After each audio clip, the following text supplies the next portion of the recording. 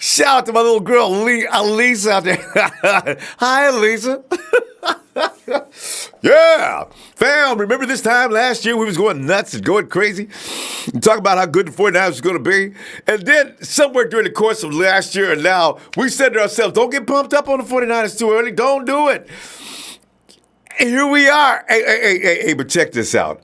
We got every right to get pumped up this season, even more so than we did last season. Things have changed. Oh, they have changed a whole lot since last year. Let's get some of these headlines right now. Kello Witherspoon has come into camp with blood in his eyes. Kello says, man, y'all talk, what? Coach D'Amico Ryan says Kwon Alexander will indeed be ready by training camp. We was hoping about what? We was hoping about day one of the season. Shh, forget that. They can't hold that. I'll get back to that. And Tevin Coleman says Coach Kyle Shanahan is now more creative than he was in Atlanta. Good Lord. What does that mean? We're talking about a guy that coached the team to the 7th best offensive production in NFL history. He got better? Are you kidding me? Oh, man. Hey, OTAs, according to Matt Barrows of theathletic.com, Witherspoon may have had the best practice of all the defenders today and during the week. Apparently, he broke up 2 passes, one intended for Dante Pettis. Everybody's starting to work Dante Pettis. I'm getting a little concerned about that. Richard Sherman just abused him the other day, too. Another short one intended for Marquise Goodwin. Dante said, Kello said, no.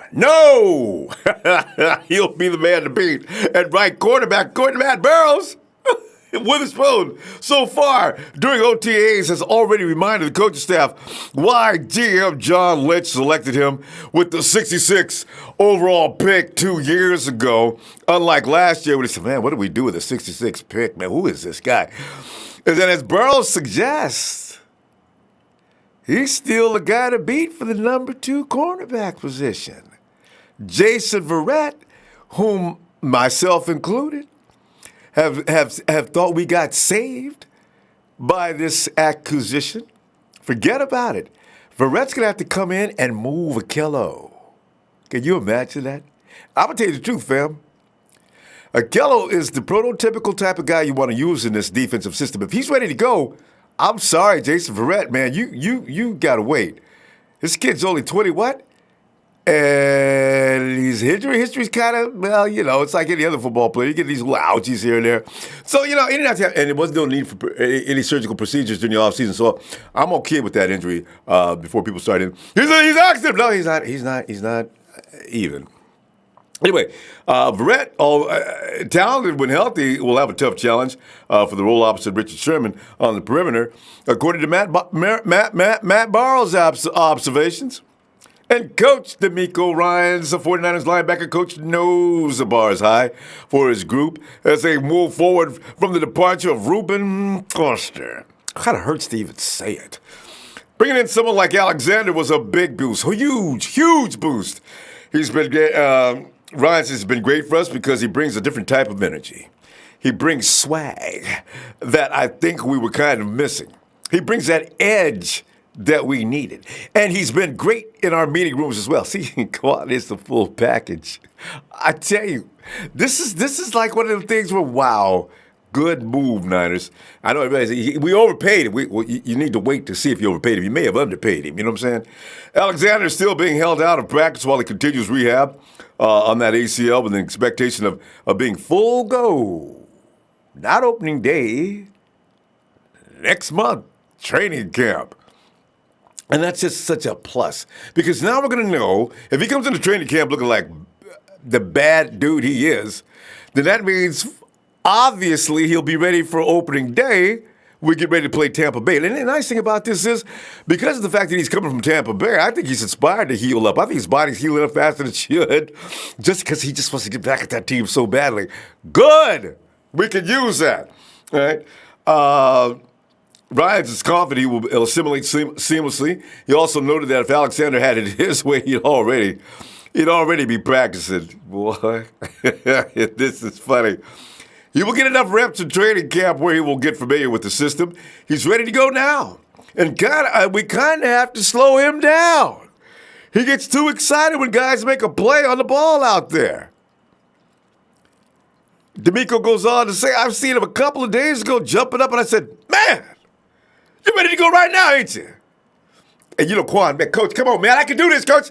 Boy, sit your butt down. You ain't coming out here. You'll wait until next month. Pay attention. And the 49ers had their eyes on Alexander right away at the beginning of free agency anyway. He brings a set of different qualities that should thrive in Salah's defense. And Ryans goes on to say about Kwon, athleticism, speed. And when he hits someone in his zone coverage, he knocks them back. Bam! Get no need another foot there, son. You ain't got no first yardage here, boy. Get your butt up, get the ball again. I'll be waiting on your ass.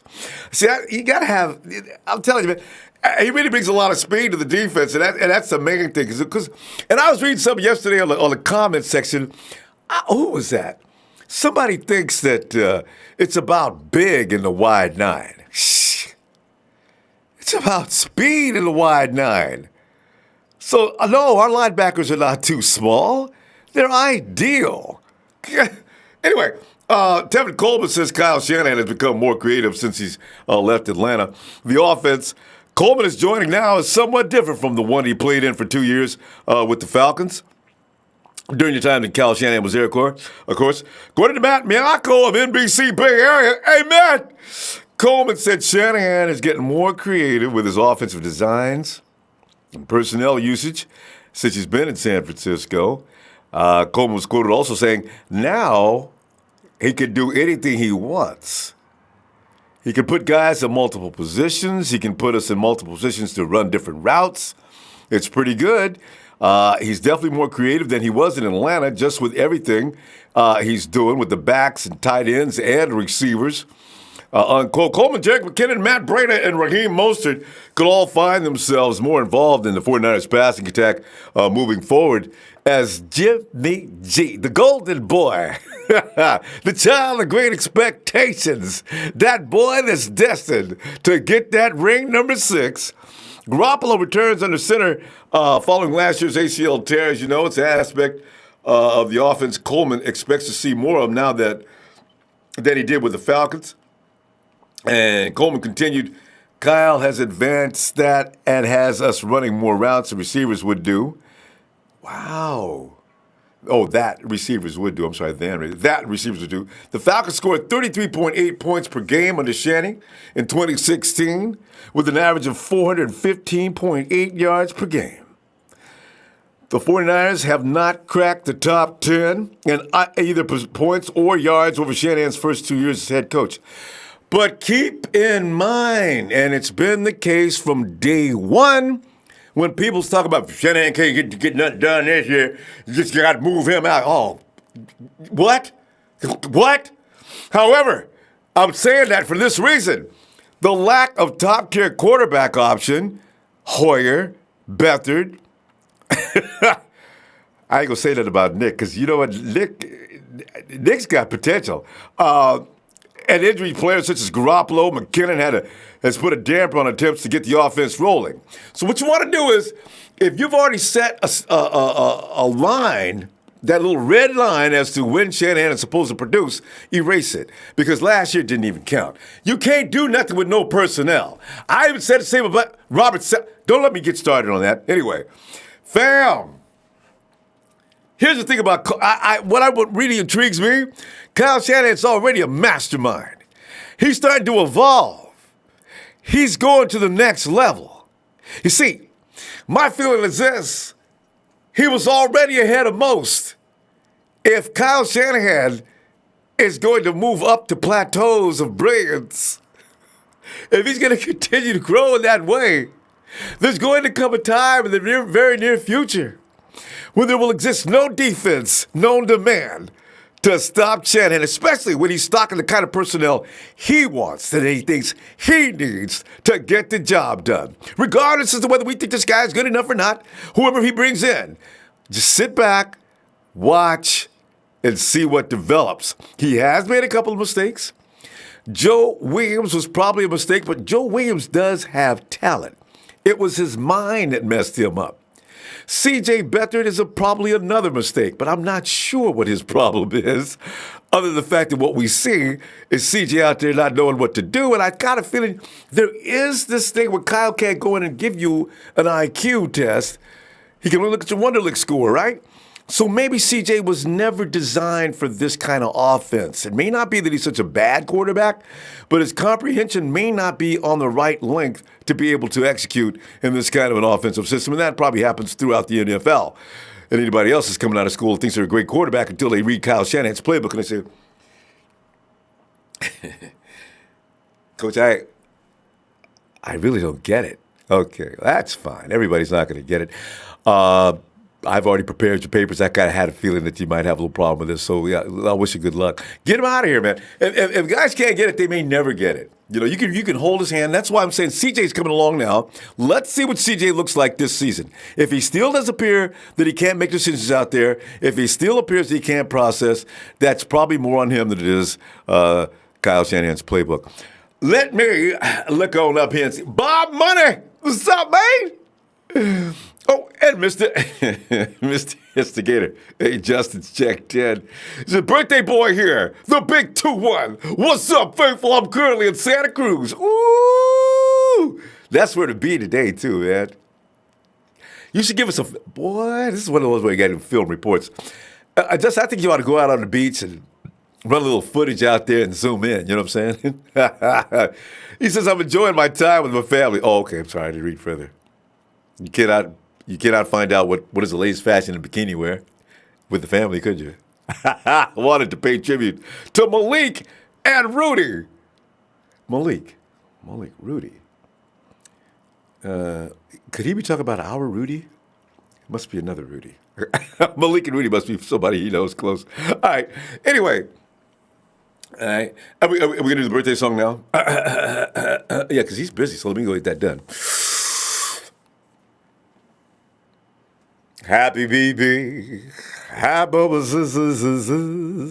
Happy 90th birthday, Justin. Happy 90th birthday, Justin.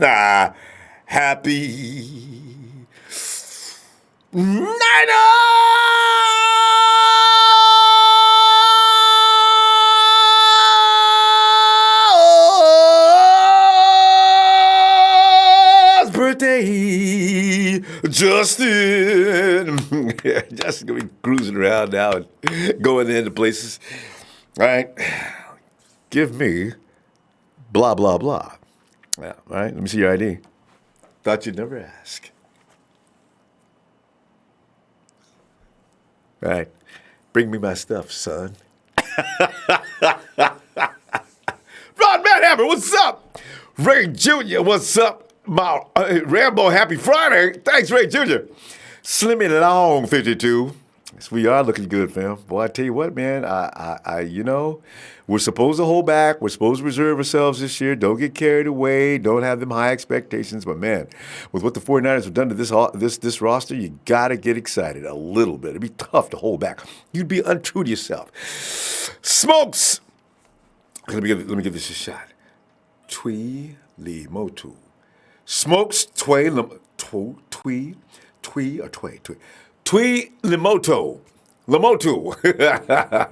What's good, faithfuls? Ramos won. What's good now, fam? Blue Boy, 1925. What's up, Empire? Thanks, Blue Boy. Thanks, fam. I certainly will. Keon Jenkins, Tarvarius Moore is the answer at safety. All right, we'll see. He's got to beat out my boy. He's got to beat out the dub. Can he beat out the dub? Can he beat out AC? We will see. Jeff Tan says, go out and play like your hair is on fire. What's up, Ronbo Maniacs? What's up, Jeff? Mark Scott, 49. The Niners will be the most improved overall team this season. In fact, they've already said the 49ers are the most improved defense in the NFL from last year. Now, I understand that's the difference between them saying they are the best defense in the NFL as opposed to the most improved. So get those straight before somebody comes, man, the 49ers ain't going to be the best defense in the NFL. But how they going to make that kind of call? I didn't say that. Nobody said that. We said most improved. Horatio Flores, sup? I like this. Quantravius Robinson. Niners for life! Dawson Gunner, Niners all day long. Brandon Lone, Niners baby. I was like the 12, like just to let you know I liked it. I was at the 12. Are you talking about Seattle? I was at the 12, like just letting you know I liked it. I gotta check that. I gotta investigate the. Fluffy Ninja, shout out from Pensac. Hey, there's a place in New Jersey, and I bet you that's it. I don't want to pronounce that right. There's a couple of places over in the East Coast that have a very special name, and they're kind of famous, and that may be one of them. But it's Pennsaukeen. Pensacola, New Jersey. What's up, Fluffy Ninja? Forrest Winston says, man, where's Yabi? Oh! Yabi made an appearance. We checked him. He came in and let everybody know he was okay. It's a couple of weeks already. Zachary Rogers, Sr., more free safety. Everybody's on the board for free safety. I understand all that, though, because my boy ain't come. Let up hurt. Oh, Jimmy. Hey, Coach Tim says he ran into somebody. Robert Saleh seems to think if he'd had his pads on, he'd been all right. Now, I don't know if that indicates that he ran into somebody or did he hit the ground. Because running into somebody should have actually cushioned his fall. You shouldn't break a bone on a man that's not wearing any. If you hit a guy running and diving, he take the full impact. I don't know. That's just what I heard. Oh, man, it's me, Benito.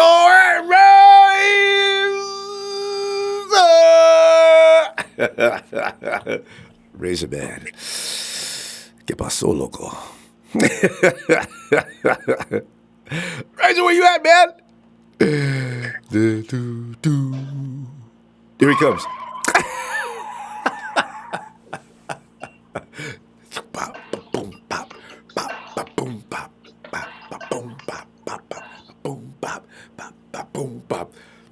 Razor man. Yo, what's up, Ronbo? Hey, good to hear from you, man. You heard from you in such a long time. I remember last time we talked was actually during the draft, and that was a good time, Razor.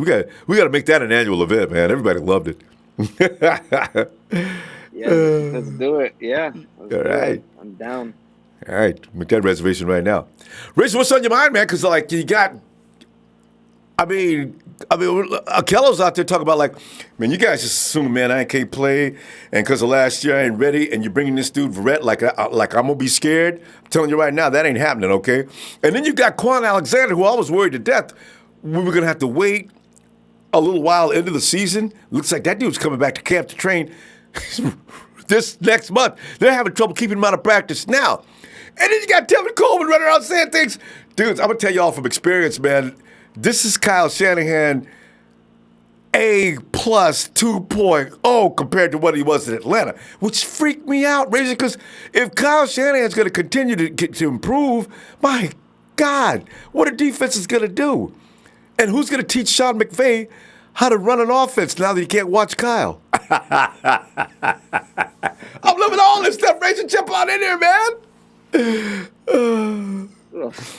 Right, where do I start? Okay, so if Verrett's healthy, Akello isn't seeing the field at all. Kill that right now.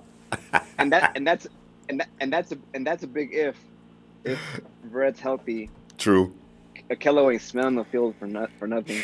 What? And then bring your house shoes, Akello. I see.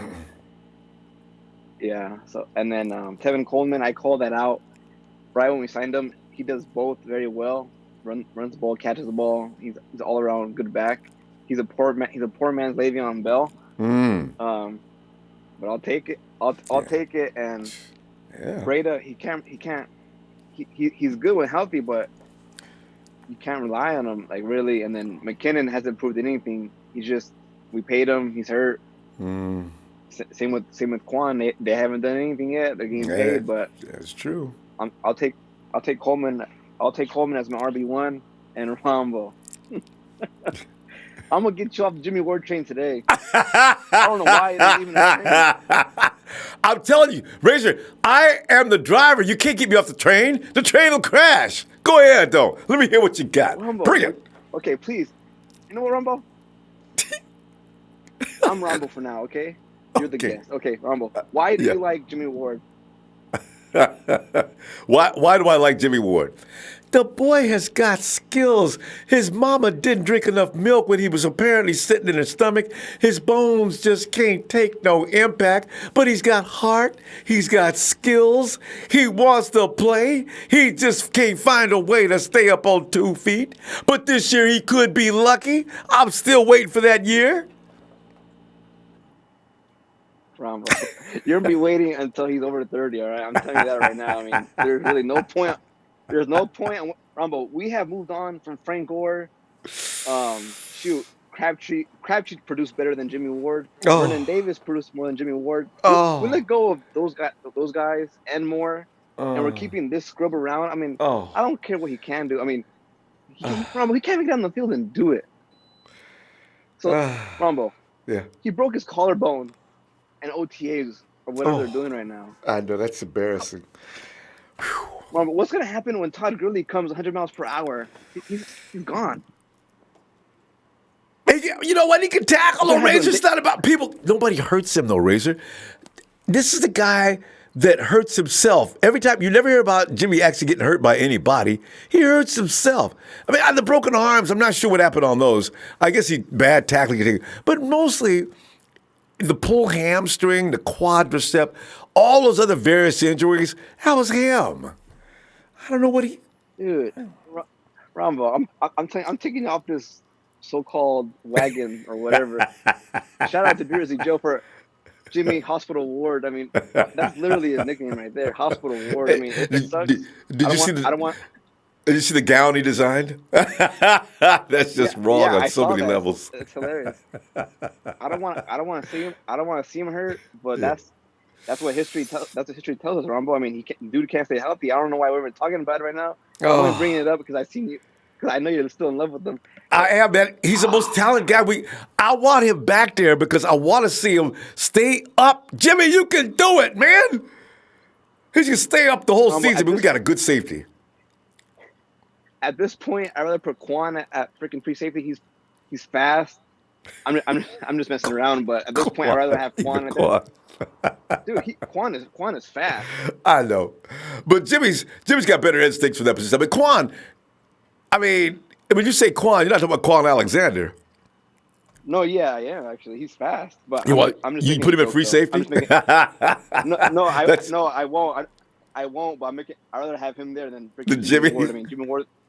He's gonna pull hamstring trying to chase down Gurley or trying to chase down trying to keep by Murray. It'll make you feel better, Razor. I believe this is Jimmy's last shot, though. They can't justify bringing him back. If he's on the IR all year this year, this will be it, though. But man, he will take in lots of money, though. It's a $3 million guarantee, from what I understand, too. He should have been gone. That first game he played in versus the Bears, when he gave up 3 touchdowns to freaking Brandon Marshall, that's when he should have been going. No. Wait, I just want to say one thing in his defense on that. He should have never been over there in the first place. Jimmy's not a cornerback. They bring him into the league as one of the best safeties in the nation, and then they put him at cornerback. You know, the 49ers got a bad habit of bringing people over. They look good doing this. Okay, here, good ball play. Listen, kid, can we get this? We want you to go from so let's get something really stupid. We want you to go from offensive lineman to wide receiver. Can you pull that off for us? You know, I mean, I don't understand. If the kid's a safety is doing a good job, then for the love of God, put him at safety. You needed a cornerback? Then draft a cornerback. This is something I don't understand. I understand versatility, but if you want to find out if he got versatility, get him for the position he plays, and if you want to convert him while he's in camp, okay, see how that works. But don't immediately put him on Brandon Marshall as a rookie. He's a safety. Oh, my God, that was absurd. But, you know. That was, I believe, Vic Fangio. I'm not going to question Vic Fangio. He knows what he's doing. He's a head coach now in Denver. I know. I mean, I mean, in that old defense we had, I believe he was a nickel. Well, yeah, That when he didn't have him on the corner. Well, hey, was it what's his name on the edge though? I don't think he was coming out of the slot. Yeah, because we still had Rodgers and Terrell Brown when we drafted them, and we had Eric Reed, Yeah, and I believe we had Whitner was gone already, so we had Bethea as yeah. a other safety. So Jimmy Ward was really not even needed, but either I don't. either way, we Yeah. shouldn't have drafted him in the first round. But I'm gonna get off subject because I don't want to talk about just Jimmy Ward. Um, Go I'm ahead, I'm because we got to sorry. wrap it up. You're right. But what else you want to add, real I quick? Wait, I believe you asked me two more questions. I can't remember what it was, but I answered Coleman, Yeah, Jimmy Ward, yeah, and Verrett. And yeah. you have one more. We had a Kello. You already you addressed that, and Kevin Coleman's offense. Well, you pretty much addressed that. You hit them all, and yeah, Coleman, Akello, Coleman, and who else? Oh yeah, Kwon. Yeah, you just mentioned Kwon though. You put him at safety. Kwon's gonna be I was ready next month. I was See, joking, but he better be ready. I mean, we're paying that dude big 54 money. million. He better be money. I mean, I'm glad it wasn't Mosley money, but Hmm. but we can all thank Reuben Foster for having to pay K1 for this. I mean, Quan. You know what we might find out though, Razor? Kwon might be a better system fit than even Ruben. I can't wait to see him play. I want to see his instincts, how he reacts. Ruben's a hell of a football player, and when he heals up, if he's available and the Redskins don't want him, I want the 49ers to go back and get him. I'm figuring he's going to grow up by then and stop acting a damn fool. So, you know what? We'll see what happens with that. Because, I'm not crazy about Malcolm Smith over there at the Sam in any base package or otherwise. So we're going to see. I don't even think he makes the roster, to be honest with you. You know, because we got a couple other guys. You're right. One of our draft picks. We got another kid also, undrafted free agent, Shair. Every time I look at film, I say, "Damn, he went undrafted." Did the 49ers pull off another steal? This is amazing. We'll see. Because these guys, sometimes they look good on film, and then they get into camp and they get beat up. So we'll find out. Yeah, we will. But yeah, All right, Razor. Hey, Razor, man, appreciate you, man. How'd you get some time off today, man? It's always great to see you, Razor. oh yeah, no problem. All right. See you Sunday if you got some time. All right. Yeah, I'll try. And real quick, shout out to Bashar. Shout out to Jersey Joe. Man, he likes Bash. Oh, my bad. Shout out to shout out to Bash, Jersey Joe. Yeah. Shout out to Ronbo Sports. Shout out to Yeah. the Cat. Shout out to Nighthawk. Nighthawk is out. You almost did just like.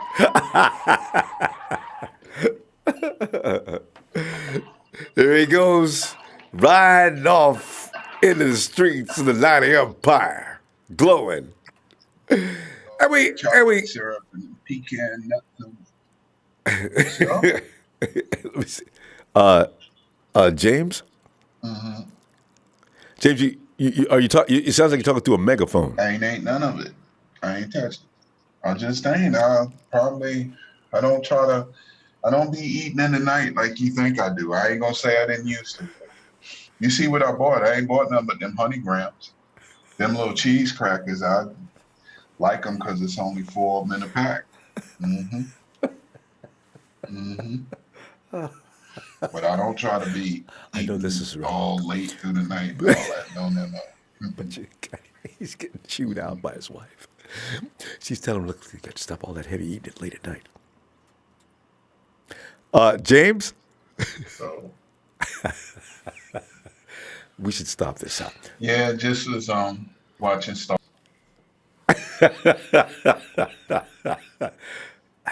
Hey, don't tell him we were doing that, okay? Let's go. Oh, Sir Garcia. What's up, fam? Panama Queen, APQ. Always great to see you. And Calvin Brown, Empire. Let's get to celebrate number 6. And Wait. I aim high.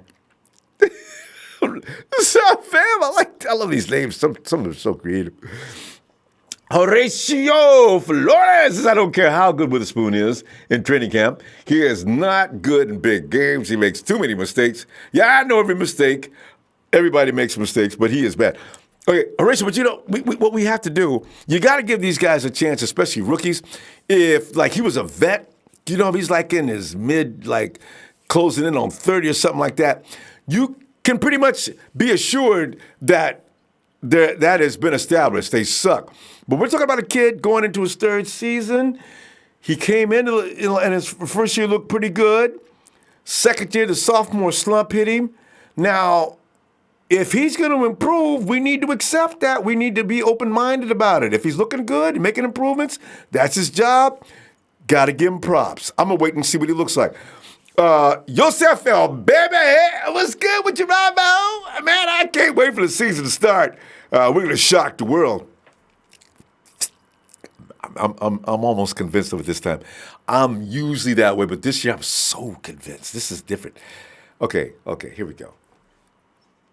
Jazzy. Did I do that right? Because the spelling is like, it's 21st century you're going to get. Jazzy.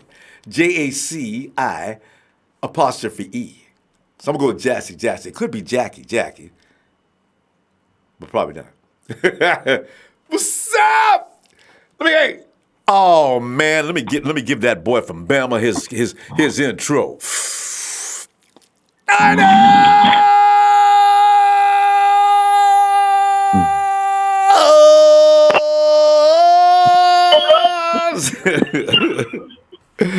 Oh, Rod. What's going on, my man, Ronbo? All right, I can't even read no more without jumping up and down, man. Usually when you're watching a TV screen or something like that, you justify in acting a fool. I be sitting there reading, man. Wife be walking by, what's wrong with you? I say, I'm getting pumped up by some of the things I'm seeing here and reading here, and my imagination is running wild. I'm gonna go in another room, close the door so nobody can see me. It's fun being a 49er fan right now, Rod. Woo! Go ahead. Boy, I think you need to write a book of scriptures for Niner fans, and in that book of scriptures, you need to do a bunch of do's and don'ts. I shall not get excited before the season starts. it just don't work out. We've learned. Most of us learned that, Rod. Some of us, and me, I'm the leader of the pack who overreacts way before we're supposed to, and then face be all frowned up, lip stuck all out, disappointment for the last 3 years. So I'm telling you, Rod, it's a disease, a condition you need treating. Yeah. Well, I tell you, man, I'm just waiting so patiently to see Deebo Samuel on that football field. Ooh, and they say he's just doing nothing but good work. Man, I can't wait to see it. I just can't wait to see it. And I'm even more anticipating seeing Jalen Hurd. How are they going to use him? Are they going to put him at tight end? Are they going to sometimes put him in the backfield, line him up at receiver? Like options with the dude. Endless. But with running back, put him at tight end, wide receiver. Boy, you should have said H-back. Put him on defense. See what he can do. Right. Yes, sir. Because ain't too many players like that, man. And I'm sky's the limit, man, on where the expectations should go, man. I just feel like, there's still some things that I still wish that we could, add and, not have a concern on it. But I just feel like the move that they did make will definitely help us to make it to the next level. And the next level can't be anything but postseason play. So I just can't wait, man. I'm like you, dude. This is the most boring time of the year. This is it, Rod, man. I'm telling you, man. If before the personnel we had, we were hoping hoping they'd come through. Shh, man, ain't no need to hope now. Jimmy G's already developed a rapport with Jordy Matthews, right? And Debo Samuel's out there. They said Debo and Jimmy G put on a show the other day. And I says, now see that? The 49ers picked him out exactly right. Dante, I still think Dante Pettis is going to come through big time this year. He's going to have a second year, maybe similar to what George Kittle had. Did I mention George Kittle? That's 4 play. I didn't even mention the offense. You got Tevin Coleman back there running with Jimmy. And as I said, I still say the best zone stretch runner in the league could be Matty B. Boy, I love to watch him scale that field and run down that line, looking for that opening. Boom, he explodes, and that camera just follows him dashing down the field until they can finally cut him off. I said, man, you know what? Matty B got that stuff down. And he's going to look better this year, Rob, than he did last year. It's all about maturity and moving forward. Man. I agree. I definitely agree. Man, it's been a good one, Ronbo. You know, I had to give you a holler. I got to go in the morning, but it's always good to talk to you, man. And we're definitely looking back to get up with you on Raw next Monday. Hey, looking for you, Rob. Please tell them who we are.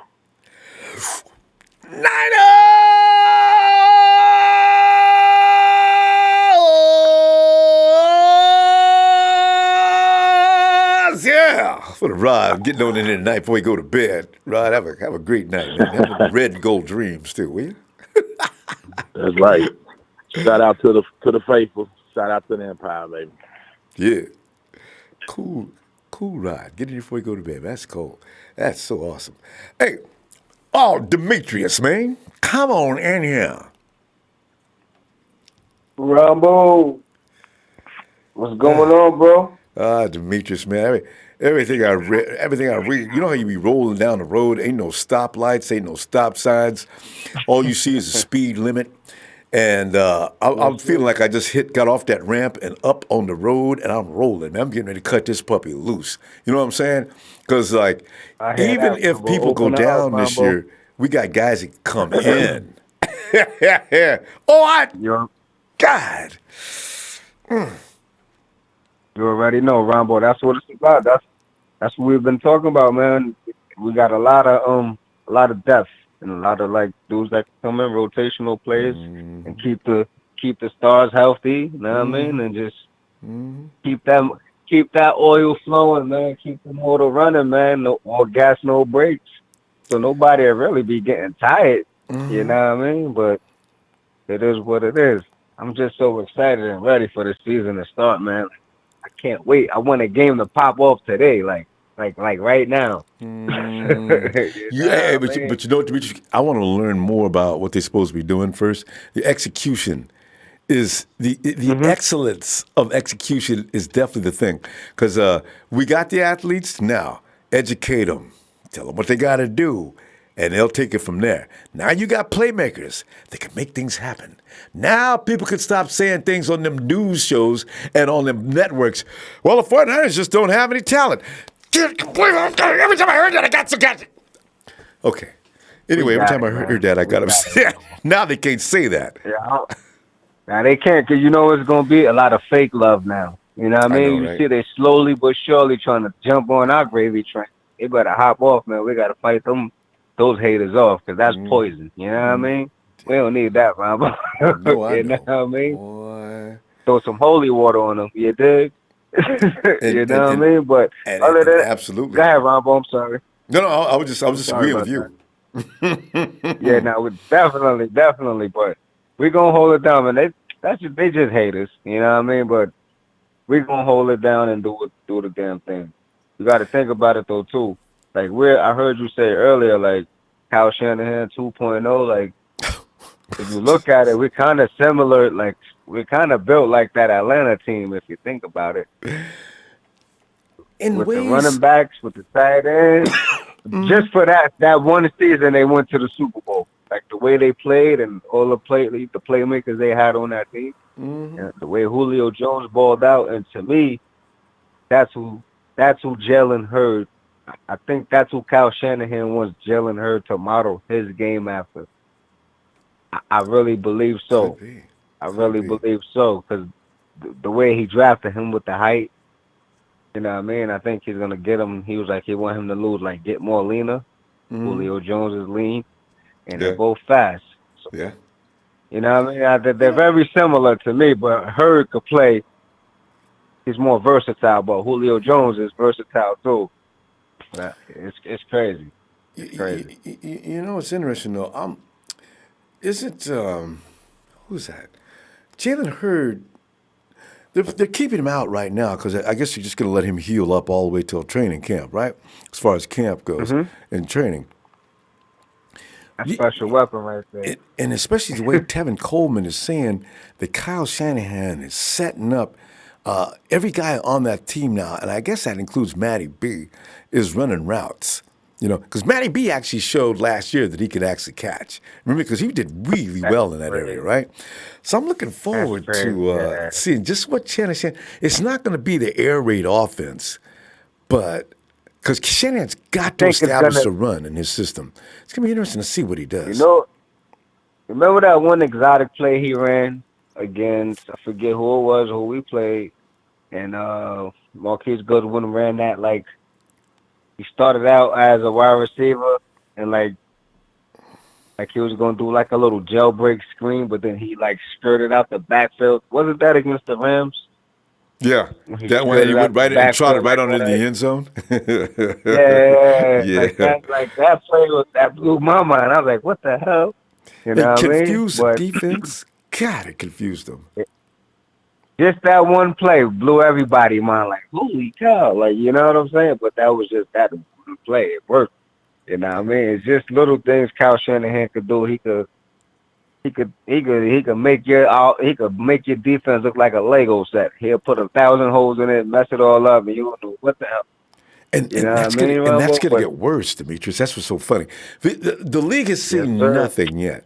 Last year, I figured that was watered down a little bit due to the personnel that they had on the field. Right? They had to make it so Kyle had to make it so they could pull it off and do it with some amount of excellence. Right?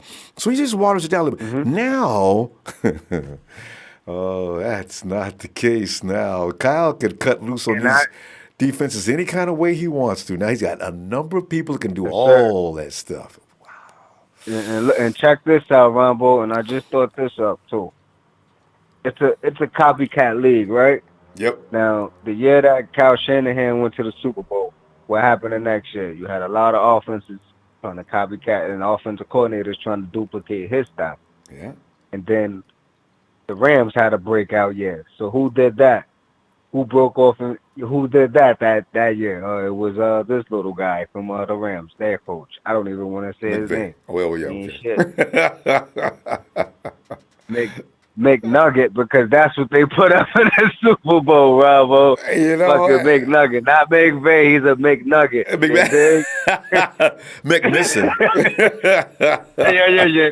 You think, Rambo? But yeah, so you think about it. Offenses try to duplicate the Rams offense because they had a breakout year and they did all that under McVay. Rams this, Rams that.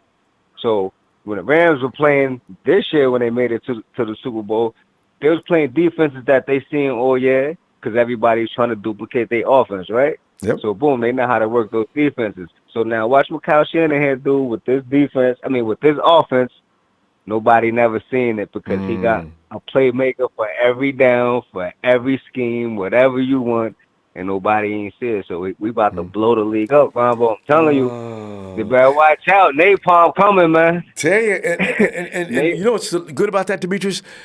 As long as they can keep this unit together, within 2 years, Everybody the else. 49ers could be the most Oh man. prolific offense in the NFL. Easily. Easily. And watch how every OC is gonna try to duplicate what Kyle Shanahan is They doing. can't Get do it. playmakers, they can't They can because he gonna put it in like fourth gear on them. He gonna switch it up on them. Here we go again. Like yeah, but because that like was all I really had to say. Yeah, yeah. because like Bill Walsh's offense. Bill Walsh has got concepts coming out of concepts of the concepts. Just a little bit of alteration in every play. It goes on and on. If you thought as a DC you had it figured out, think again. Walsh is another step ahead of you. Same's going to be with Shanahan. They got the same kind of mentality. I love this, man. Because Brilliant. his dad, he got like what, over 30 years of just football, like I know, right? 35 years, Growing 40 up. years just of football. Yeah, like so he's seeing it. Like so it's nothing that they're throwing at him that he hasn't seen. So Especially I when you got understand his cockiness. of course, Yeah, you got a like I Super understand Bowl it. dad. Oh, hey, You know what Demetrius, I'm we better go. I saying? forgot But how late it is. We better go get oh James shit, out on the Rob, East I'm Coast too. sorry, man. No, All don't right, be Rob. sorry. I was just Thank you, saying. bro. And I appreciate you, man. You have a great night, man. Check in Thanks, on fam. Sunday, bro. I see you. I'll be looking for All you right, too. man. Night, Demetrius. Yes, sir. Have a good one. You too. And let's go check out on James. Hey, what's up, Ronbo? James, man, just sitting up here, just glowing, thinking about my God.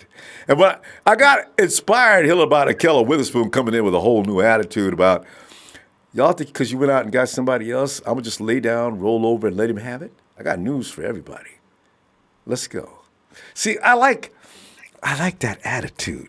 And Akello's been burning it up in OTAs. And I know, man, Ronbo, with me, chill out, man. OTAs anywhere, no pass. Listen, if you look sorry now, you go continue to look sorry between now and September, whatever, too. See, this is why Akello last year, James, I mean, this was like as it was. Every time you seen a shot being taken in camp, during training camp, you would see Akello getting used by Marquise. Dante smoked him. Kendrick Bourne had him looking bad. I mean, everybody was just killing him. I didn't think nothing of it because, like everybody said, it ain't number practice. No. If you look bad now, chances are good that ain't going to change dramatically between now and opening day. So I'm happy about his attitude. And also, we got Tevin Coleman says, look out, boy. This ain't the same coach I had. This dude is at the next level. And also, Kwon Alexander, according to Coach DeMeco Ryan says he's going to be ready, not opening day. He will be ready for training camp, and I'm having trouble keeping him off the field now. Oh, I love these things. I just one thing after another, James. Jump on in there. Yeah, it's some really, really great things going on. I will say this much though: I'm glad to see that Kello is out there, sharpening his skills, but, getting better. Got shorts and a t-shirt on, but he's still getting better. That's great to see him at least progressing instead of degressing. And it's, don't get me wrong, he didn't play bad football. He just made crucial mistakes by not getting his head around. You always track where the ball is, and if you're running wide open with that receiver, you're either gonna get beat slowing down trying to track the ball, or you're just gonna, maybe you're just not that fast. But it's a great thing to hear that, to see that he is progressing. And I do think, though, hands down, I would be willing to bet money on this if I were a gambler. If Jason Verrett is healthy, Kello's gonna probably have the cleanest uniform on the Niners. That's what Razor said too. He's got no chance. And realistically, you're probably right. I mean, Verrett, Richard Sherman is not. Word is, Richard Sherman's not really better than Jason Verrett. If Verrett's healthy, he is the best cornerback on the field. Verrett being healthy, he is the best cornerback on the field. And, they got it's a time where you can't, in that secondary, you can't really skip a beat because we've got some young studs that are up and coming, with Tarvarius Moore being out there playing safety right now. If this kid pans out, then the safety that may be beside him, maybe Marcel Harris. and one of the safeties may get let go between Hart and Colbert because they still got a young cornerback that was playing special teams. I think he's going to get more playing time if he can stay healthy, and Emmanuel Mosley. And it's just it's a whole lot of great upside in this defense right now. The additions and free agency and the draft, and got some people that were football fans. I know a Raiders fan that me and him were, we were talking all before free agency started. He seen me the other day. Oh yeah, man, that seemed like y'all are big dogs. I said we are. What you mean? What you mean, bro? We are. What you mean? Ain't nothing, buddy. We got 5 of them things in Santa Clara, man. And listen, I mean, there was a crowd that just stopped, and they were like looking like, wow, they must be some real sports fans. But yeah, I had to, what I'm saying? I had to just let him know for a minute, before he was getting all brash. And it's only because of the additions and the things we're doing defensively. But I'll tell you one thing that's real intriguing. I must say this much. I wonder how that defense would actually go. When they play that wide 9 alignment, I looked at it. It's still 4 up front with 5 defenders in the background, and then the 2 kind of like they're like at 12 o'clock and Yeah, 2 you say o'clock. 12. Yeah, I say use a clock. Yeah. Yeah. So at the end of the day, 6 and 3. 6 and 3. Mm-hmm. And it's going to be real intriguing to see like Alexander and possibly Greenlaw on the field at the same time. Because we don't know. I mean, both of these guys are off the ball linebackers that can cover sideline to sideline, and to just see them up front with the additions of the edge rushers and stuff, it's going to be real interesting. And as far as it goes with the offense, I will say this much. I heard a caller say the other night, and I didn't really stay on because it was late when you got on. I had My apologies. And that's all right. We had trouble getting okay, started. Ronbo. Those things happen. And I was actually on and stayed on for a few minutes, but then I had a big day the next day. But anyway, you have to understand too, in '94, when we went to the Super Bowl, when Steve Young won the Super Bowl, okay, Mike Shanahan was the offensive coordinator for us. Okay, Kyle Shanahan was standing there watching his dad go through 300 plays with a quarterback. And here it is, a 12-year-old child that's standing right there probably saying, one day I think I'm going to be better than my dad in football. Who knows? Maybe one day I'll come back and be the head coach of this team. Just saying little things like that on the sideline. Yes, and then they averaged 31 points a game. They averaged 31 points a game for that season and went in the Super Bowl, and Steve Young put up 6 TD passes. And he even said when he threw up the last pass, Shanahan looked at him like, you could have got 8, man. You got 6. You could have got 8. And now it's Kyle's team. He played Bill Belichick 3 years ago and did his job, because had not whatever they did defensively that made them play, in a more like calmer manner and felt like the game was theirs, they got beat. But at the end of the day, Kyle Shanahan put up 20-something points on this team before halftime. Nobody does that to Belichick. Nobody. That's why Belichick's got so much, especially in that Super Bowl environment.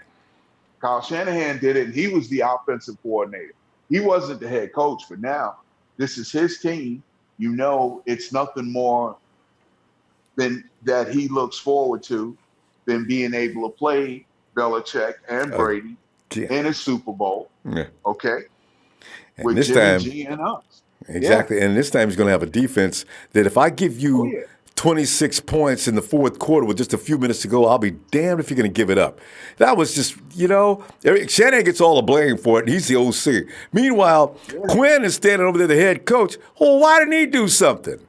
Okay, that's a whole other story. I don't understand it. Yeah, I know. I could not understand it. I mean, and it's so, and I don't know. I think the Falcons that year under Shanahan and Matt Ryan, they were averaging up there. I don't know, but it was a good amount of points they were averaging because they were one of the most efficient offenses that the league had seen all the way back since we were winning Super Bowl. James, we got to go, but listen, 33.8 points a game that year and 415.8 yards. That was their average. Wow. Well, James, go ahead.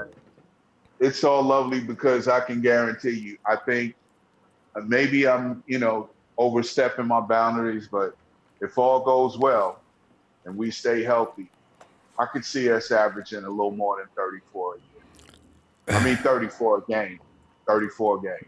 He said all it's going to take is acclimating completely to the program, little maturity as far as in the program, so they don't think anymore. In fact, there'll be times when Shanahan doesn't even have to say anything, and they're going to know exactly what to do. When they get to that level, when they get to that point, that's when defenses are in deep, deep, deep trouble. Oh, yeah, man. All right, hey, James. Ronbo, thank you for what you do. Niner Empire, Niner for life. Have a great evening, and thanks for having me. Be blessed. Appreciate you, James. Have a good night. You too. Yeah, James weighed up for us tonight. That's so cool. It's that clothing designer that we've all come to know and love. Hey, bitch. It's JJ. Jersey, come on in, man. He's such a psycho. I can't believe he designed that gown for my boy, Jimmy. What possessed him? That was just mean. JJ. Oh, sorry, Ronbo. I didn't know you heard me. Where's Jersey? What's up, bud? I'm right here. Yeah. So, Jersey, can you hear me? Yeah, I can hear you. Yeah. Anyway, tonight we're whooping it up for a renewed mentality known as a Keller Witherspoon, who is coming in with the camp thinking he is not going to be denied, which the 49er coaches got to be loving. And then you got Kwon Alexander, who D'Amico Ryan's linebacker coaches. Man, I gotta tell you guys, I gotta hold Kwon Alexander back off the field. He gets all excited to himself. I think he's gonna rush out on the field. And then of course you got Tevin Coleman talking about how Kyle Shanahan has evolved from where he was in 2016 as far as his offense. That's just intriguing thought. Yeah. But what are you thinking? Well, first of all, I wanted to give a shout out to James. I gotta tell him, Terry Bradshaw went to 4 Super Bowls and was undefeated. He said it a couple of weeks ago that Montana was undefeated. I know Terry. He's been bugging me ever since. Man, Montana wasn't the only one, but anyways, going back to what you're saying, Ronbo, I don't know if you watched it, Nothing But Niners at all, but Colbert was on there, and they asked him to give one short thing that you would describe Kyle Shanahan. And he said, quote unquote, effing genius. That's all he said about Shanahan. Everybody who knows him says that. But freaking Big Show. Last night he was saying, I don't think Shanahan can get us to a Super Bowl. Oh my God, I wanted to reach the phone. Wait, who said that? Your boy Big Show. Oh, as a matter of fact, Big Show is now saying that he believes Jalen Hurts is too small or too short. Too short to be a tight end. Show! He's 6'4". I think he's a little taller than he might be. How tall? I think Kittle's 6'4", 6'3". Kittle's somewhere in there. But we don't have any 6'5" tight ends. Well, we got Tololo. I think he's like 6'8", but he's a freak. That's not normal, even for a tight end to have a power forward out there. So yeah, Show says things sometimes and he forgets to he says things he forgets to check into them sometimes. So Yeah. Well, the thing, I've said it from the very beginning. Is like we've never really had a problem scoring. Getting in the red zone. Yes, I understand it's a little bit more difficult there. yeah, You're gonna work on. we can move the ball though. I know what you mean. Yeah. But you look at all the games that we lost by. Most of them we were ahead. Like you said before, we've only been blown out by like 2 teams this all last year. I know. Everything else, the defense completely ruined it for us. I mean, now we have a pass rush that's just going to scare. Well, we already see what Jared Goff looks like when he's scared. It was fun, wasn't it? Jared Goff. But even, I got to tell you this, Ronbo, even as good as our pass rush, Jimmie Ward is still not going to get an INT. He's not even going to get on the field. I'm taking names. I'm taking names down, JJ. I'm putting your name on the list of people that did not believe in the Dub Child. I'm telling you, man. I can't wait. Oh, I'm going to read them off. It's going to be like a roll call.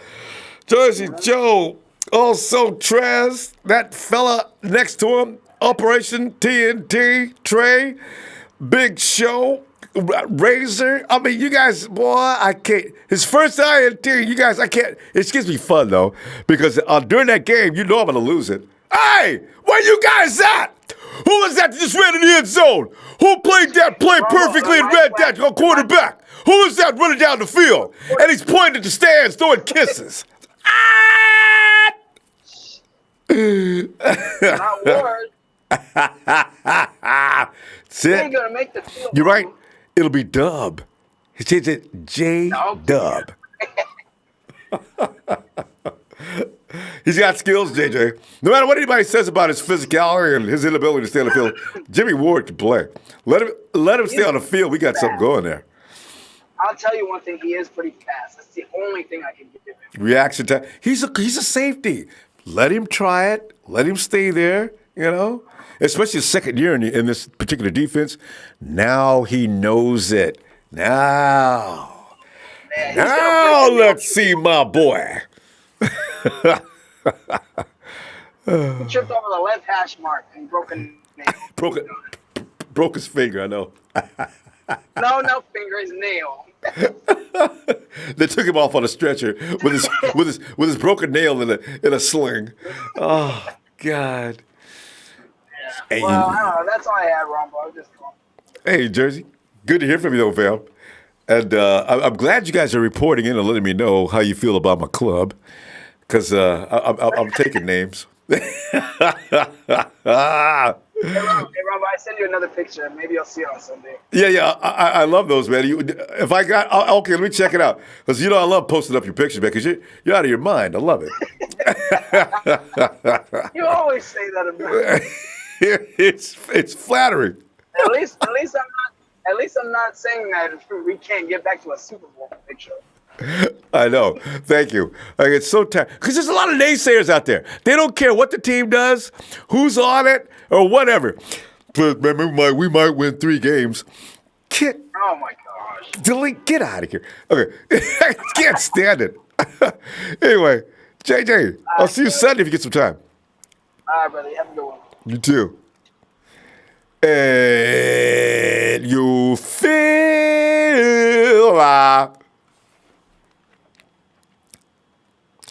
Phil.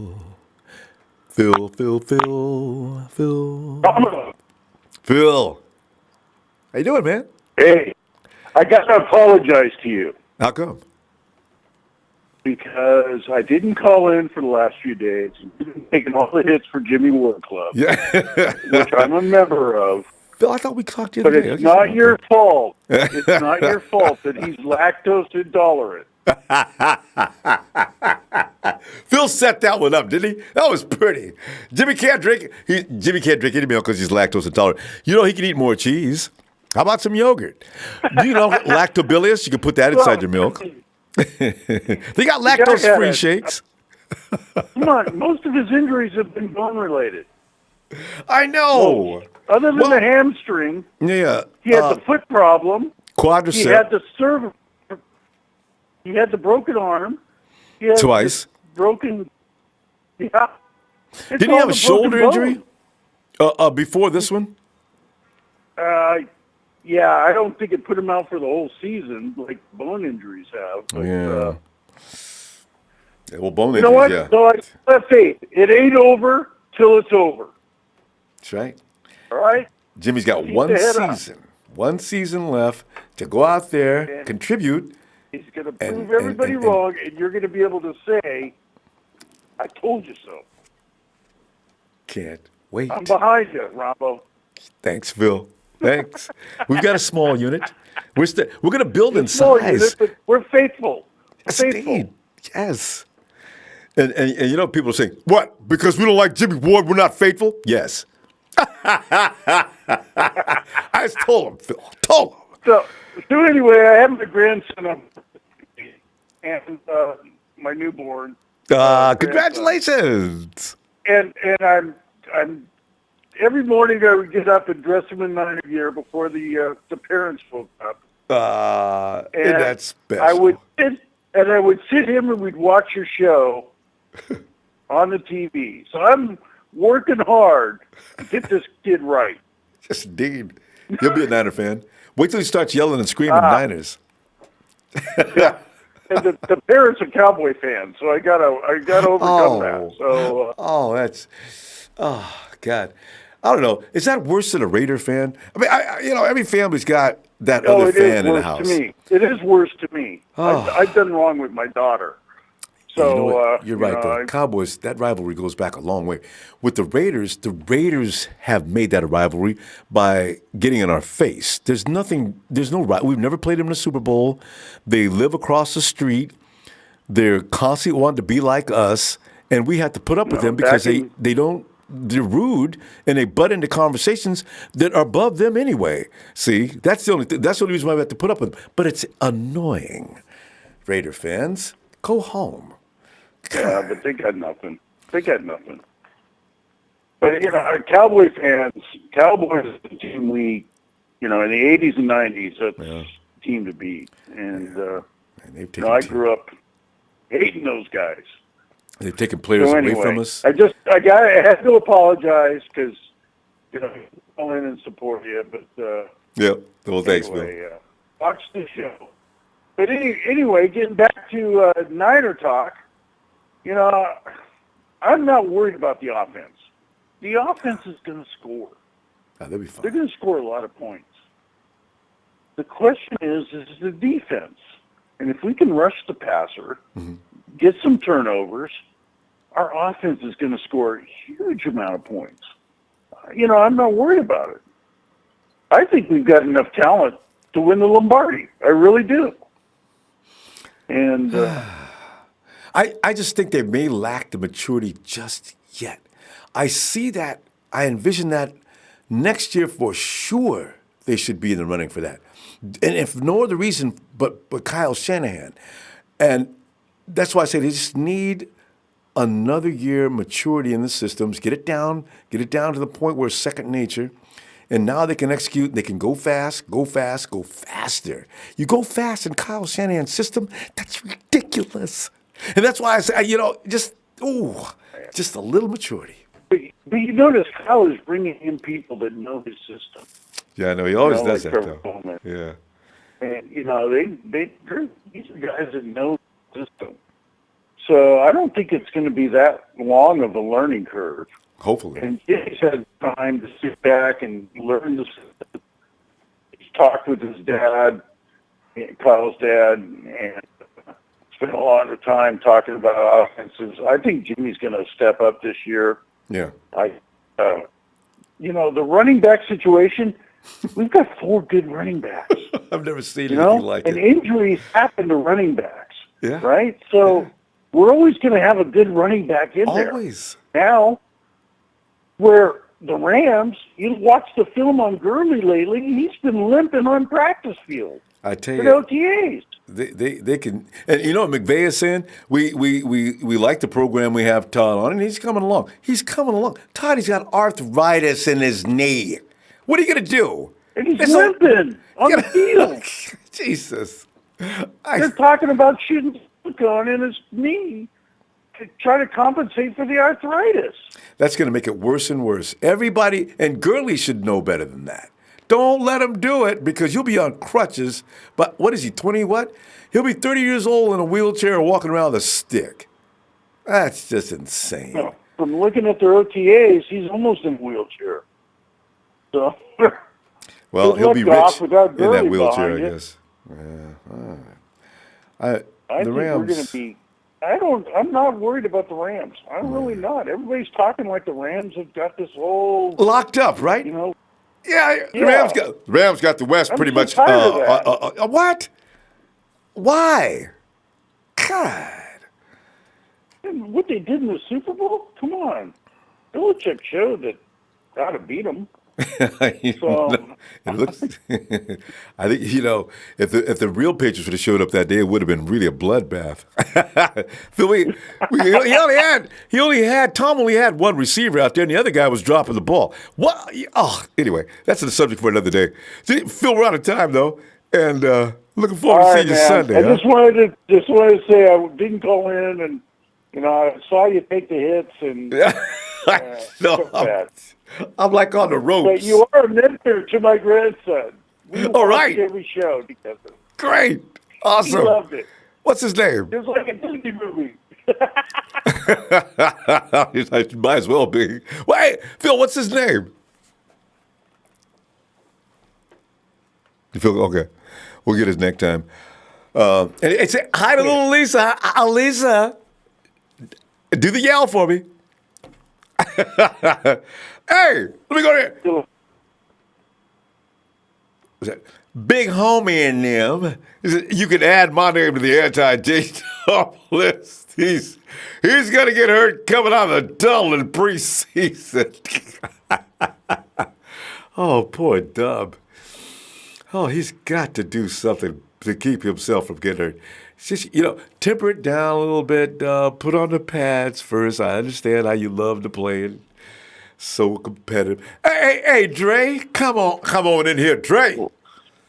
Ronbo, what's happening with you, man? Oh, Dre, man, I'm getting all pumped up, man. Kello's telling people right now, step off. If y'all brought Brett in here thinking I'm through, you got to think another thing coming. I'm going to work this boy like he ain't never been worked before. Man, Kwon Kello Alexander. need to learn. Man, look, Kello need to learn how to whip his head around, and also when the receivers is running a 90 route, and you got another receiver coming across that, you need to learn how to switch, bro. You got a lot of things to work on. You know what Joe I'm Woods, saying? go get him straight on that. Yeah. You're right. Their coordinated effort is definitely questionable. Yeah. I mean, like the first caller said, man, I just don't see that dude staying on the field if Jason Verrett is healthy, which, they said he's gonna be back for training camp. Also, he's ready now. Precautions. Yeah, man. So, and Dre, let me ask you this though. Let me ask you this though.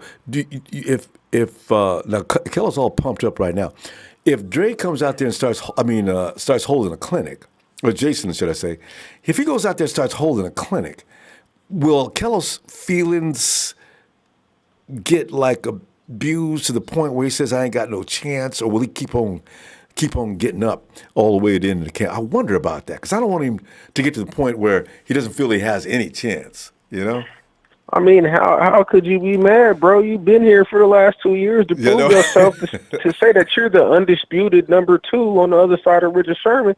I mean, shit, you can't get mad at a man that just came in on the. I mean, bro, if you would have been doing your job, they wouldn't even have went out and signed Jason Verrett. So how could you be mad at anybody else but yourself, bro? You know what I mean? Like, do what you need to do.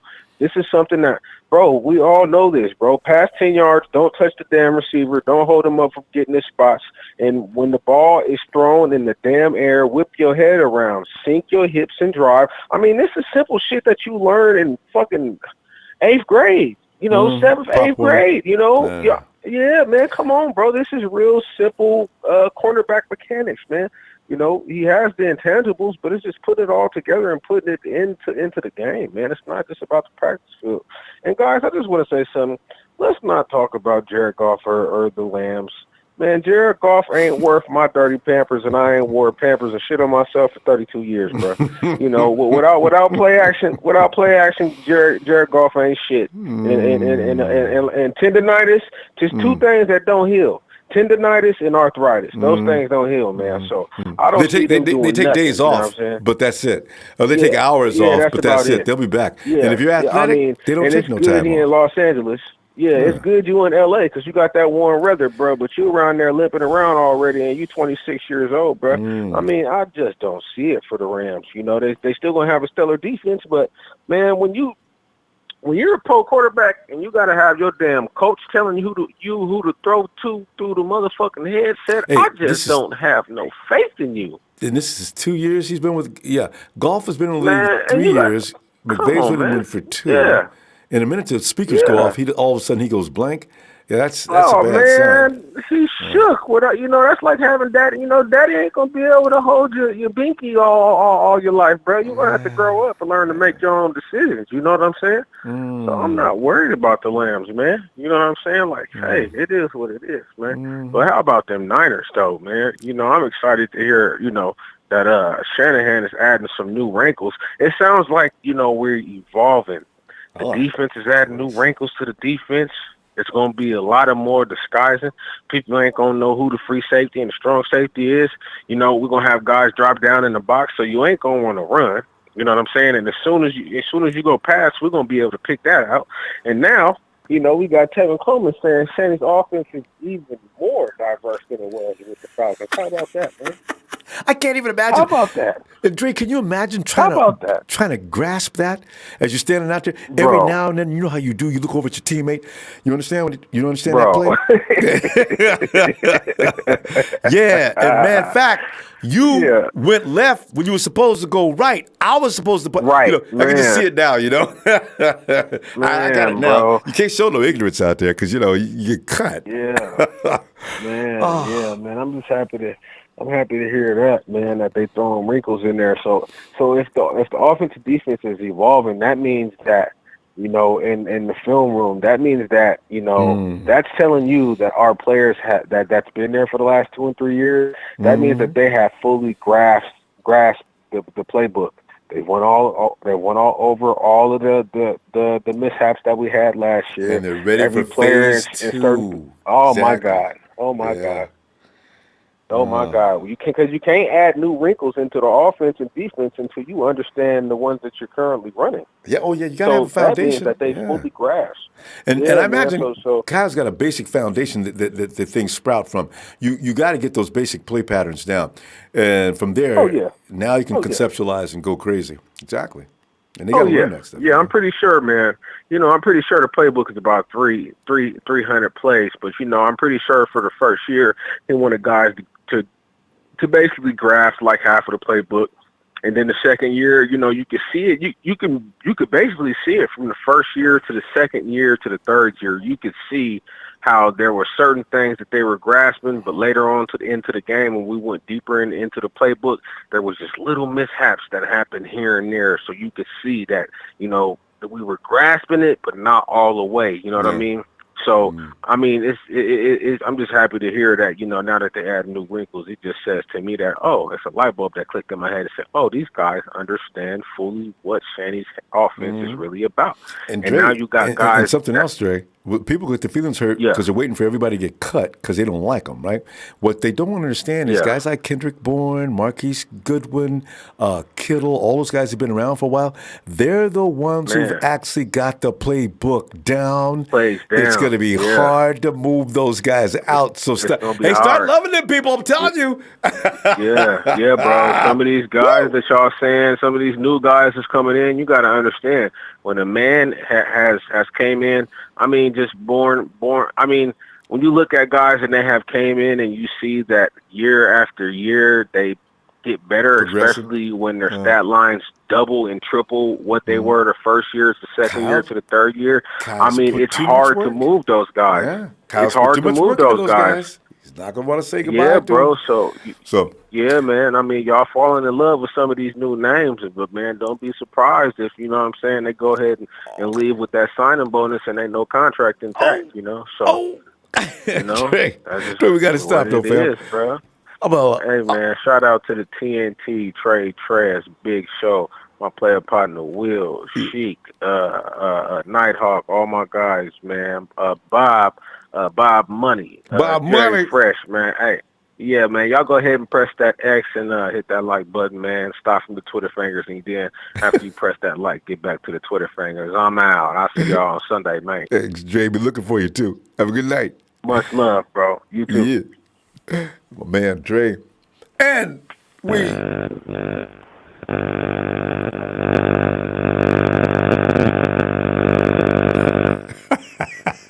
Jerry Fresh. Jerry, is that you? I'm trying to come in real smooth, Ronbo. It sounds like you were trying to land the plane. Jerry's just now hitting the runway, and he's bringing it to a stop. There he goes. And he waves out at the cockpit, tells everybody he's okay. He knew what he was doing. Jerry, man, what's up? I'm here, Ronbo. It's Friday, Ronbo. Happy Friday to you. Happy Friday to the Niner Empire. Thanks, man.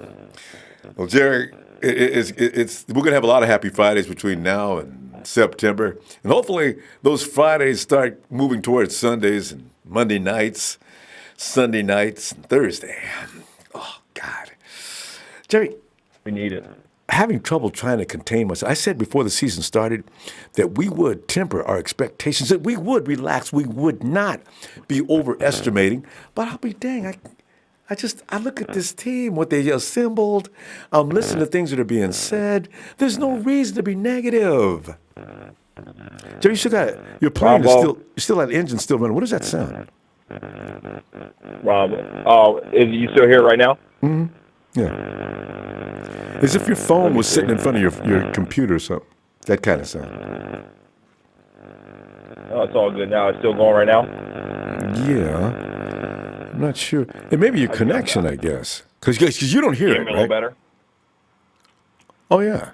No, I don't hear it at all. Oh, it's gone now. Okay, good. All right. All right, Go ahead, cool. Jerry. It might have been the headphones that I had on. All right. Cool. You hear me? All right. No, I can hear you loud and clear now. Yeah. Go ahead. Perfect. I have to just make sure you were on your toes, man. I know earlier in the call you seemed like you were falling asleep, so I have to wake you up. Which call was that? I don't want to say no names, but those in the chat, man, we always get a good rest when certain people call in, man. Oh, it's fresh. You had me going. I walked right into that one. Right. But anyway, Jerry, as you were getting ready to say about the current situation and status of the Santa Clara facility, what are you thinking regarding Kwon going to be back earlier than anticipated? And also, Tevin Coleman's talking about y'all don't know. The playbook was good a few years ago when we went to the Super Bowl. Man, I took this playbook back to them dudes. Now they wouldn't know what was going on here. This is awesome. So, man. Love it. Hey, Ronbo, any given Sunday. Mm-hmm.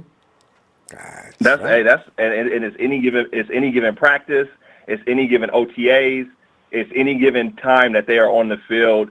One of these players can break out. So I'm not surprised with Akello Witherspoon if he's balling out, man. Yeah. Let him ball out, man. Here's the thing, man. Us Niners fans, we'll argue over who we think will be projected to start and whatnot, but we can give a damn who it is once it all. As long as somebody balls out, I don't care if that kicker that we signed goes out there and starts throwing touchdowns and catching them, himself. I don't care. Hey, if he's I want to balling, see that. If he's playing, yes. Right? Hey, Ronbo, if we're playing and we're balling out and doing what we got to do, I don't care. As long as they don the red and the gold, that's all I care about. Got to get it right. If Kello earns it, we get behind him and say, "Good, Kello, good for you, man. I mean, you went and got it. You said you was going to do it. You're doing it. Yeah." So. Yeah. But, hey, Ronbo, you can't be I don't know. I can't get you with the whole J-Dub thing, man. It's too much. Jerry, no J-Dub bunch. You just said we're going to get behind whoever, and then all of a sudden you can't comprehend my J-Dub love. I don't know. Come on now. Well, man. here's the thing, Ronbo. everybody, Pro Football Focus, everybody can project. All the analysts can project every player on our squad and what they think they're going to do. And they do. But when everybody tries to, but when they project Jimmie Ward, they project him as injured. So how are we supposed to move forward with that? That was a great punchline on all of that. And they project Matty B to run over 1,000 yards this year. Look for George Kittle to break around 1,500 total yards gain. And Jimmie Ward, they project him to be injured. Oh my God! 15 yards on Jay Fresh, unsportsmanlike collemanship. I'm telling you, Ronbo. You know what, God. Ronbo?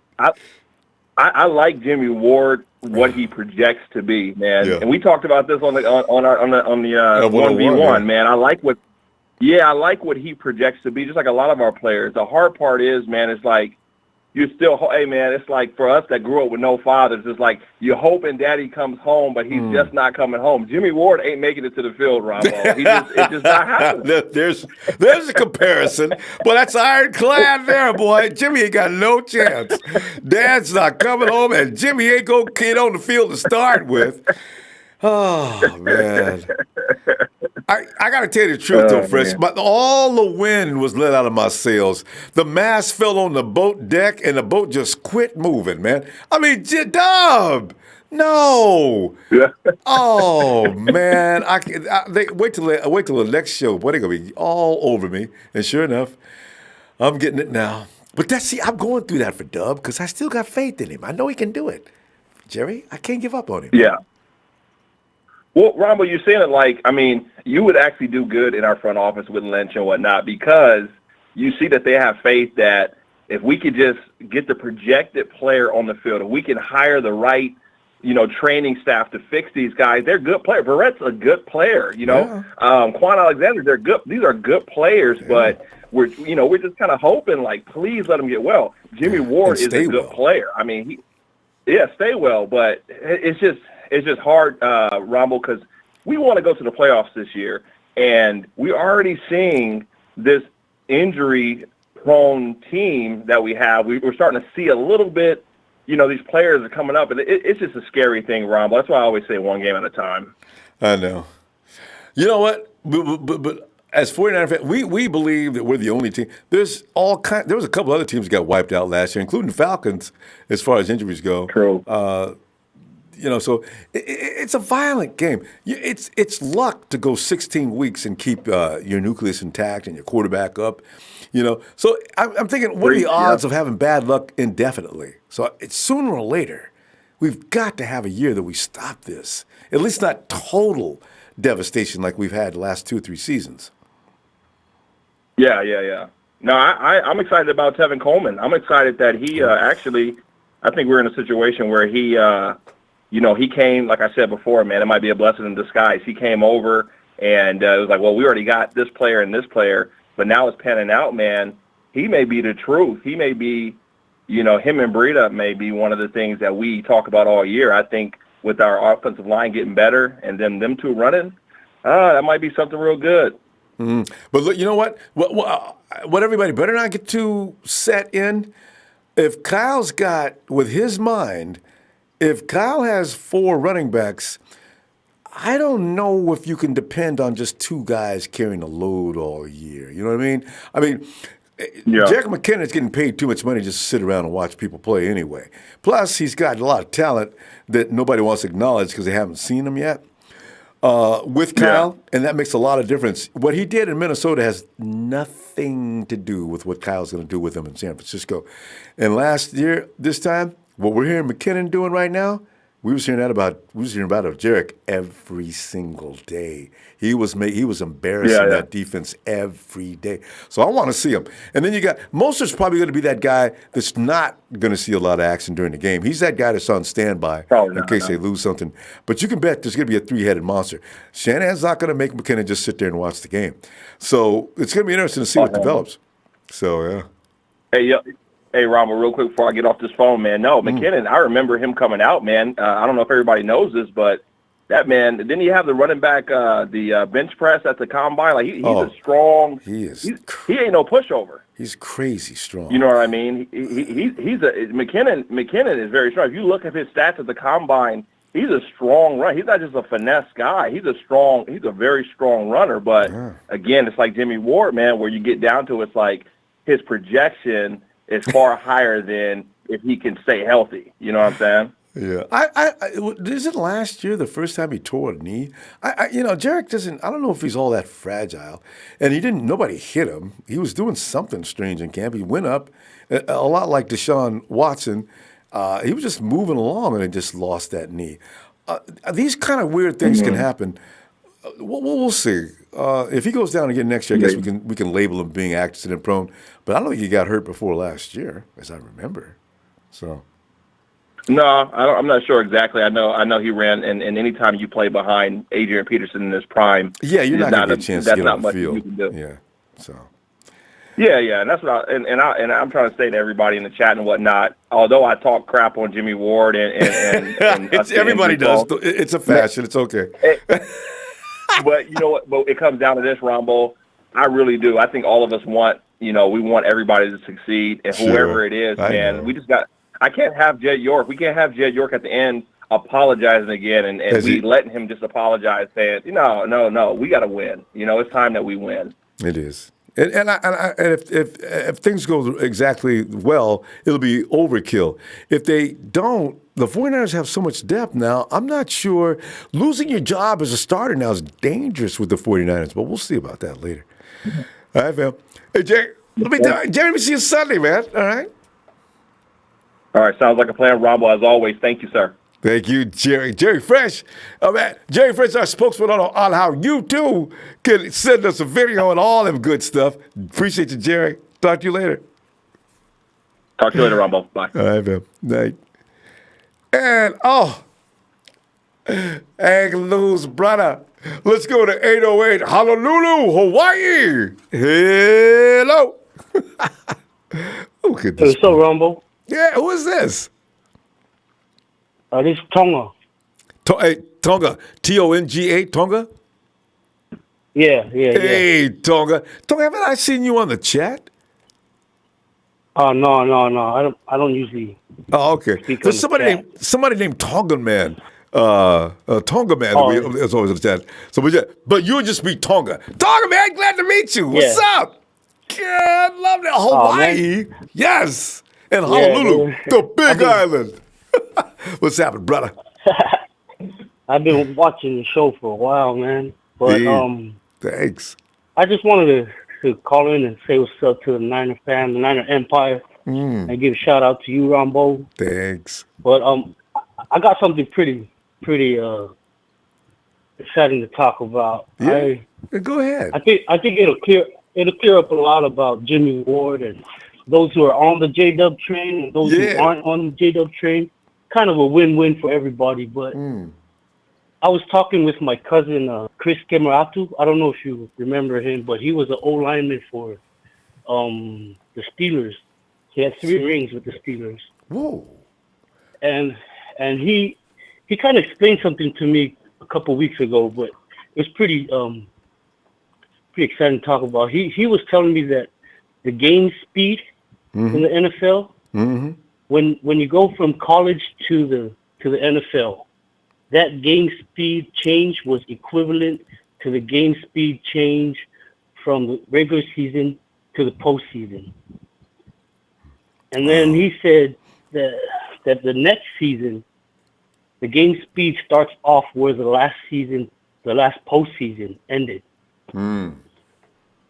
So he tells me that people try to give their work ethic to where they can stay ahead of the game speed. But do you remember last year there was a video of OTAs? Richard Sherman was kind of like a coach out there on the field. Yeah. And he was kind of trying to school Akello Witherspoon. Yep. He was showing some hand gestures, trying to tell him. Akello Witherspoon was kind of talking back to him. I know. I remember that jersey. He looked like he wasn't happy with what he was hearing. Yeah. Yeah. So that told me because he knew he was a clear starter for the next year, he didn't really work as hard as he should have. He thought he was going to come back into the same game speed that he was in the last year. Mm-hmm. And then when he got there, look at what happened. The game sped up, and he couldn't really catch on to it. And so I think that Kyle Shanahan, John Lynch, they're geniuses. Like they're placing this faith in Jimmie Ward. Mm-hmm. It's almost like an indirect message to the young squad, because he doesn't want them to make that mistake. Yeah, so it's almost like fake faith, but it's also a win-win, because he's going to try to get Adrian Colbert to step up. Because man, you know, Ronbo, John Lynch, they really don't believe that Jimmie Ward's going to last all 16 games. But, no, even I don't believe that myself, and I'm a huge fan. Yeah. I hope he could get out there. I wish he could finish the season. Somewhere in the middle of the season, maybe first few weeks, something like that, he might get taken out. But I'm hoping going into the final stretch, he's healthy and he's staying out there. This is what I'm wishing for. Yeah, if he can get 13 games in the season, I'd be delighted. Yeah, and I like Jimmie Ward, but I think John Lynch and Kyle Shanahan, they're kind of like placing this fake faith as an indirect message to Adrian Colbert and the young squad to not relax, because the game speed's going to speed up. Yeah. And so I think that's what they're doing, is just to get them. And it's a win-win, because if Jimmie Ward does show up and ball out, then they made a good decision. Right. But if he does go down, at least they know that the young squad will be ready to go when it's time for them to go. And I just figured this kind of because John Lynch said that Jimmie Ward, when he's healthy, he's the best defensive back on the field. I repeat, I thought I was the only one who read that. You read that too, right? Yeah. So I think they mean that. You don't give a guy $5 million and you don't believe that. Well, to me, I don't think that they would say that knowing that they got Richard Sherman on the field. So I think it's kind of like a message. They probably pulled Richard Sherman in and said, hey, we're going to try and get these young guys to buck up. So we're going to say these things about Jimmie Ward, but just as a message to get them to step up. But could be. But you know, when he says DB, I was thinking. He might mean DB as he can play anywhere on the field. Whereas Richard Sherman, you don't want to see Richard in the slot. I don't want to see him at safety. Richard Sherman is a cornerback. Even though Richard Sherman wants to play safety. I know, right? Don told him no. No. Let's not talk about that right now. So, yeah. But, yeah. Yeah, so I think Jimmy's master of nothing. He's jack of all trades, but master of none. But he can play safety if they just leave him there. I got faith in him there. Yeah. Don't put him at corner. Yeah, so, I mean, it's a win-win for us who don't like Jimmie Ward, but it's just a play on words to get these young guys to step up. And I think our young boys are going to step up real good. I mean, I like seeing Tarvarius Moore playing safety also. And, man, I like Marcel Harris a lot better than I do like Kwon T up there in the box. Just because I know that Marcel Harris can get out quicker to the outside. Yeah, it seems like it, don't it? Seems like he's quicker to the ball. Takes better angles. Yeah, do you remember the game with the Broncos when Lindsey got out on a 4th down? He got out to the outside, and Marcel Harris stopped him right there on a one-on-one tackle. And Lindsey's a hard guy to tackle. That running back is just shifty. Strong. But Marcel Harris stopped him, So one thing I like about Harris, I like him down as in. It's tough. If Harris gets there, the guy's going down. Kwon, I've seen him whiff on a few tackles. Really, I couldn't understand how he missed. As like I say, he takes bad angles. He doesn't have the advantage on when he makes initial contact. And so whoever's running with the ball gets rid of him.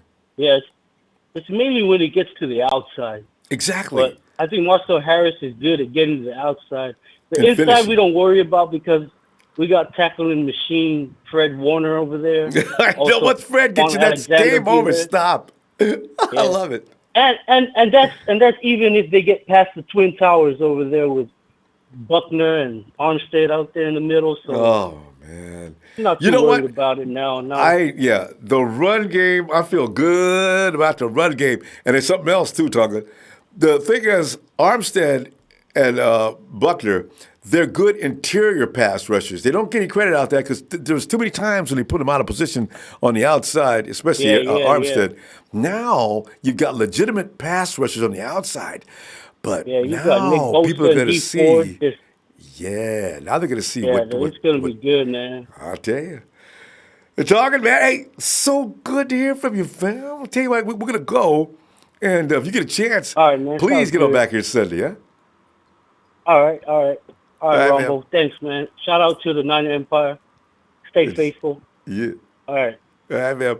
Have a great day. Hey, that's I like that. It's Honolulu, Hawaii. And from downtown LA, Will, come on in, man. Ronbo, what's up, man? Oh, Will, man. I'm sitting there getting a kick out of all of a sudden, Akello is just getting real macho out there, boy. I said, look at Akello, man. See, y'all done disrespected him for the last time. Look like right now, boy. He's looking good now. Hopefully he keeps us up into the pads. And then we got that good news about Kwon. I was worried they're going to bring him in like opening day or something, you know. Kwon's coming in next month, man. And then you got Tevin Coleman enlightening everybody. Man, y'all, this playbook right here, this is way ahead of what we was doing in Atlanta. And you know we own the NFL in 2016. I'm reading that and say what?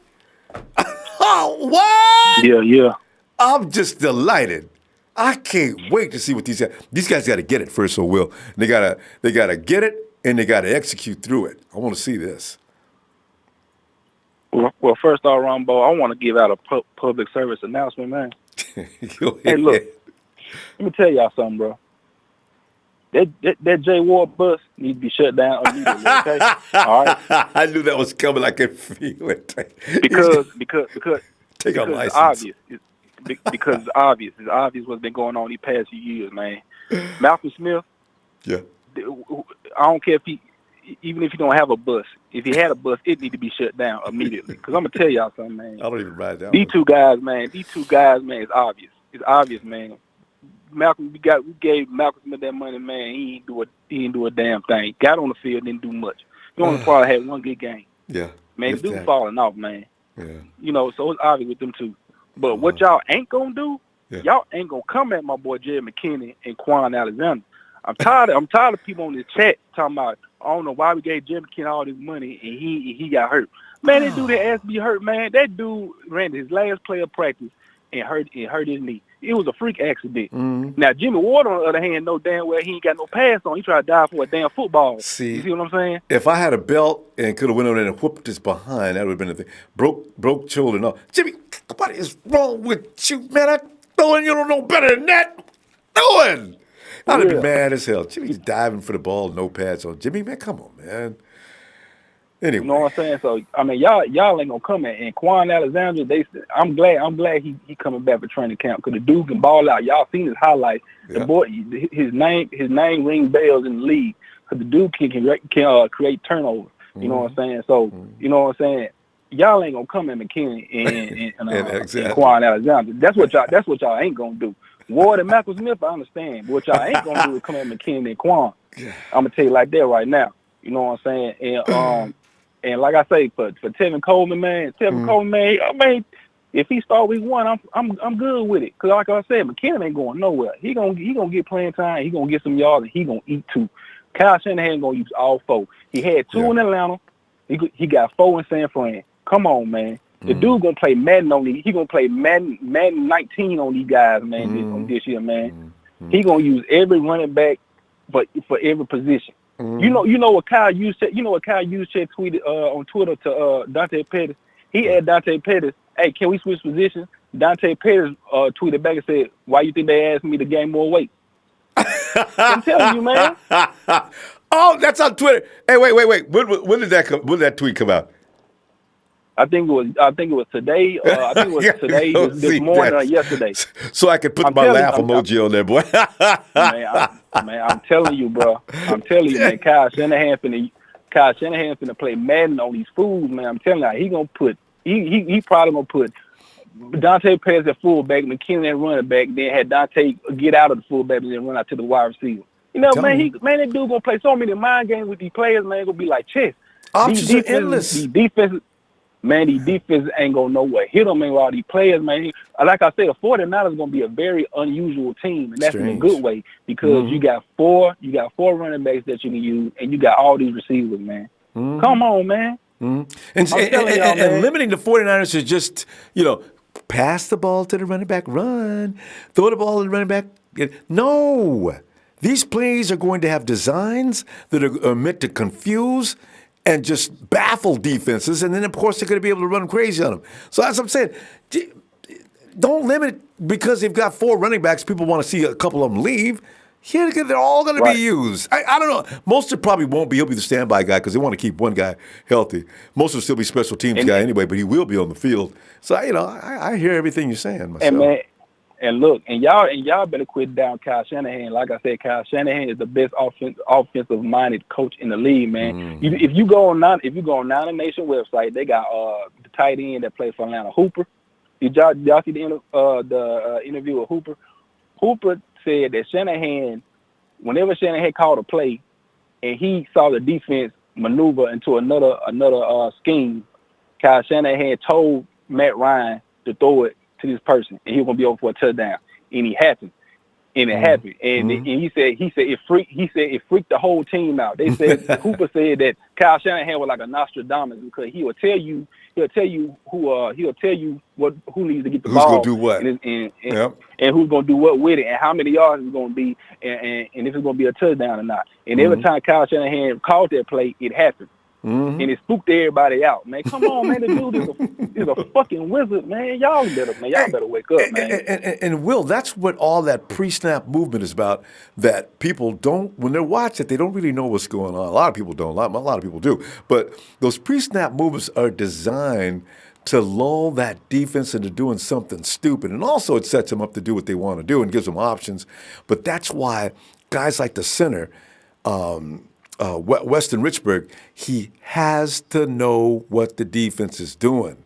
He's the one who determines what play is going to be called for the most part, and Weston's got to stay on his feet. So, a lot of things depend on a lot of things. So, and then Witherspoon, man, look, if Jason Verrett healthy, man, it's a wrap. Witherspoon, man, Verrett gonna get that, man. The dude is a dog, man. I ain't gonna lie. I want Witherspoon to succeed. I want him to succeed. Like I don't wish bad on nobody in the NFL and how they play the game. And whatnot. But Verrett is a Pro Bowl corner, man. He's a dog, man. He knows what to do. He gets it, man. He's a natural. You know what I'm saying? He ain't got the height like the rest of our DBs got, but the dude is a dog, man. You don't need it. So if Verrett stay healthy, man, that defense gonna be good. And with the 49ers defense set up right now, I can sleep at night because I got Bosa and Ford coming off the edge, and I got the inside lineman coming in for some pressure. You know what I'm saying? And I got Kwon and Fred Warner and Greenlaw, who I know will get that spot from Malcolm Smith. I don't care what Matt Mayoko said, talking about he believes Malcolm Smith gonna start. That's a damn lie. Greenlaw gonna get Malcolm Smith's spot. God, so I don't care. I don't give a damn what Matt Mayoko talking about. You know what I'm saying? The only thing I'm concerned about is that safety position, man. And they just gonna have to show me something. I don't be strong or free. They just have to show me something. They just gonna have to show me something at that position. Well, like Tongan said, the game ain't too fast for Jimmy no more. Jimmy's too fast for Jimmy. Ain't nobody killing Jimmy but Jimmy. You know what? Let's see. He's learned something. Last he's laying up with his collarbone, healing up. I got faith in him. I really see something special coming in him this year. We'll see. All right. I'm for real. And one more thing. I'm about to get out right now, but I just want to say this, man. As for the San Francisco 49ers as a team, man, they know what's at stake. John Lynch, Kyle Shanahan know what's at stake, and Jay York knows what's at stake. Because if this shit repeats itself again this year, not only York will get involved, but the York family will get involved. I guarantee you that. Some things gonna be said, and some things gonna be changed. I mean, I think that Kyle Shanahan will probably be the only person that will survive the fire. If you know what I'm saying, if it happens, I believe John Lynch may be gone if this bullshit continues. But as for the state of the franchise of the 49ers, man, they know this is year 3. No more excuses. Either you put up or sit down. You know what I'm saying? So, like I say, I believe they did a good job, man. So I can sleep at night. So I ain't really tripping. All y'all here PTSD by all this bull crap that's been going on right now, man. I am a 49er faith, my man. I don't care if we go 0-16. After the Super Bowl is over with, that next day I would send out a tweet or put on Facebook 49ers going to the Super Bowl next year because I got that much faith in the team. There you go. So you know what I'm saying? That's what faith is. So y'all need to quit being. Exactly. Look out for them reality boys who love to bring you down. They call themselves reality boys. I call them the boys with the opinions. They don't want to hear it. And man, you guys are delusional. We're not going anywhere, man. We got too many holes on this team, man. You guys are thinking way ahead of yourself. Why are we going to be? Shut up! I love it. Yeah. God. And but the thing is, those arguments are kind of fun this time of year anyway. So it's okay. All right. But yeah, I will. Man. But shout out to TNT, man, my boy Dre, Trez, man, Trey, you know what I'm saying, all them boys, man. And look, don't come at Kwon and McKinney, and you can skirt about that, and you know who I'm talking about. I will. I'm going to see you Sunday, fam. All right, man. All right. Oh, God. Uh-oh.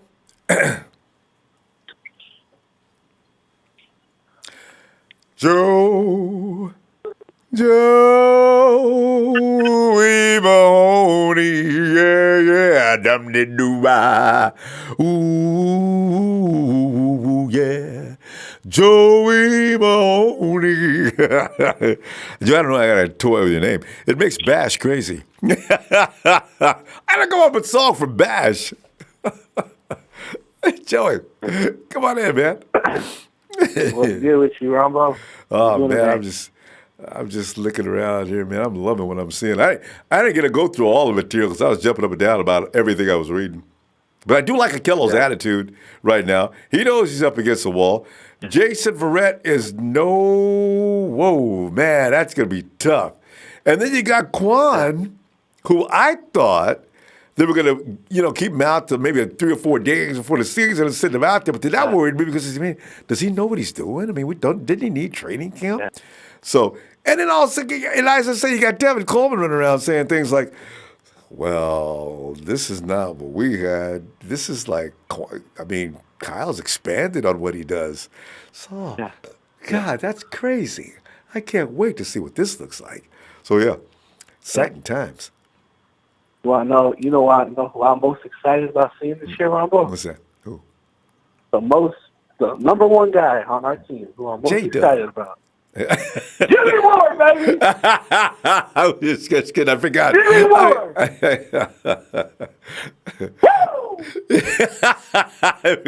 Joey's on the bus.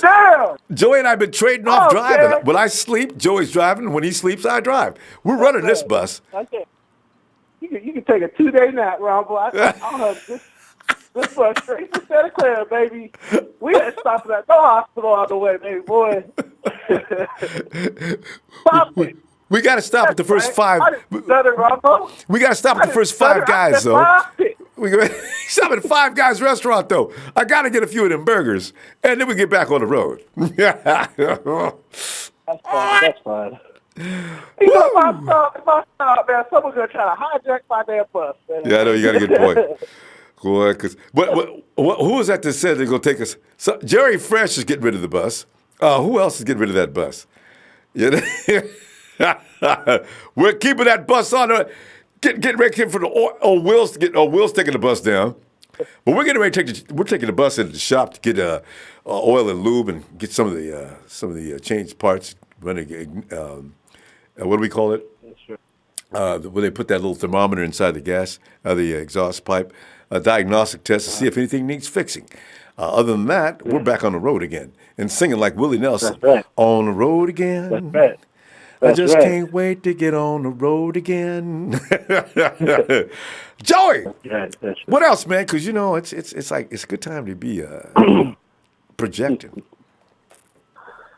I want to give a shout out to my boy Sheik, man. I gotta give my boy a shout out, man. Even though he 6'5". Hey, who's playing that? That's got to be Who's racist. playing that? The Is that racist? police. Is that racist? Is that racist? Racist.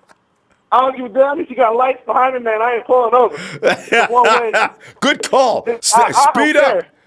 care. You can come.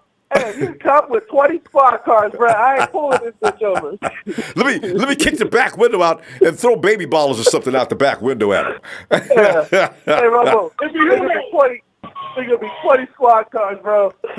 It's probably Jersey, Joe. That's all right. I Hospital War, end that freaking thing, man. It's over. It's Sheik's driving. It's Officer Lockup. I do it, man. I do it. Hey, I ain't pulling over for Sheik. I ain't pulling over for Big Show. I ain't pulling over for Trez. I ain't pulling over for Will. You know, the list go on and on. It's a one-way. And you got, and remember, Joey, you've got your defense attorneys. We got Buford Cheatham to make sure everything goes all right if we get to court. Of the firm of Dewey, Cheatham, and Howe, one of the best organizations on the planet. Yes. That's right. That's right. Get that. So what's going on, Ronbo? Oh, man, I tell you. I'm just like, the thing about Tevin Coleman, man, he enlightened me today because just when you think Kyle Shanahan, it's hard to actually imagine or grasp a guy with Kyle Shanahan's gift for the game, right? And how to set things up. I thought maybe he just pretty much polishes up on what he knows now. But Tevin Coleman's talking like Kyle Shanahan has taken things to the next level. 33 point, how many points a game? 415 yards on an average in Atlanta, you know? And Joey, if you had to pick between Matty Ryan and Jimmy G for your future, which one would you pick? Be honest. Oh, that's tough. On one hand, you got an MVP, Matt Ryan. On the other hand, we got Jimmy G. We don't know.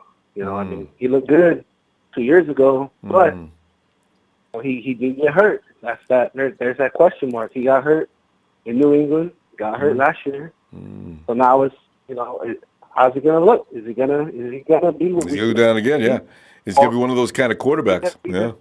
Yeah, that's a big question mark for me. I don't know. On one hand, I would love to say MVP. I might have to go Matt Ryan. I don't know, but you know, Jimmy Garoppolo is a damn good quarterback.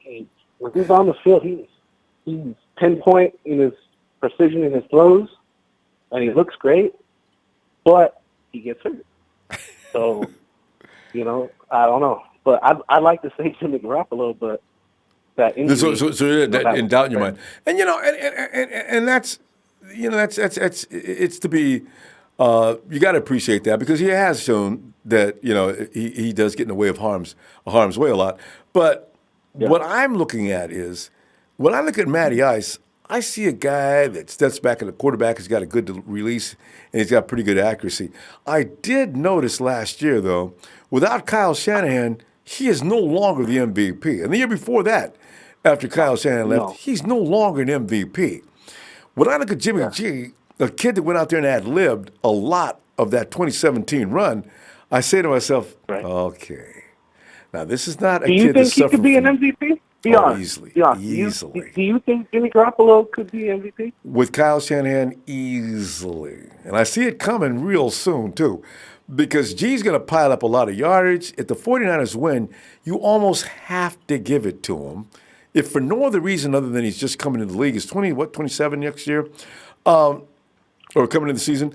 This is the kind of kid that, with Kyle Shanahan, it's like the NFL let the wrong two people get together.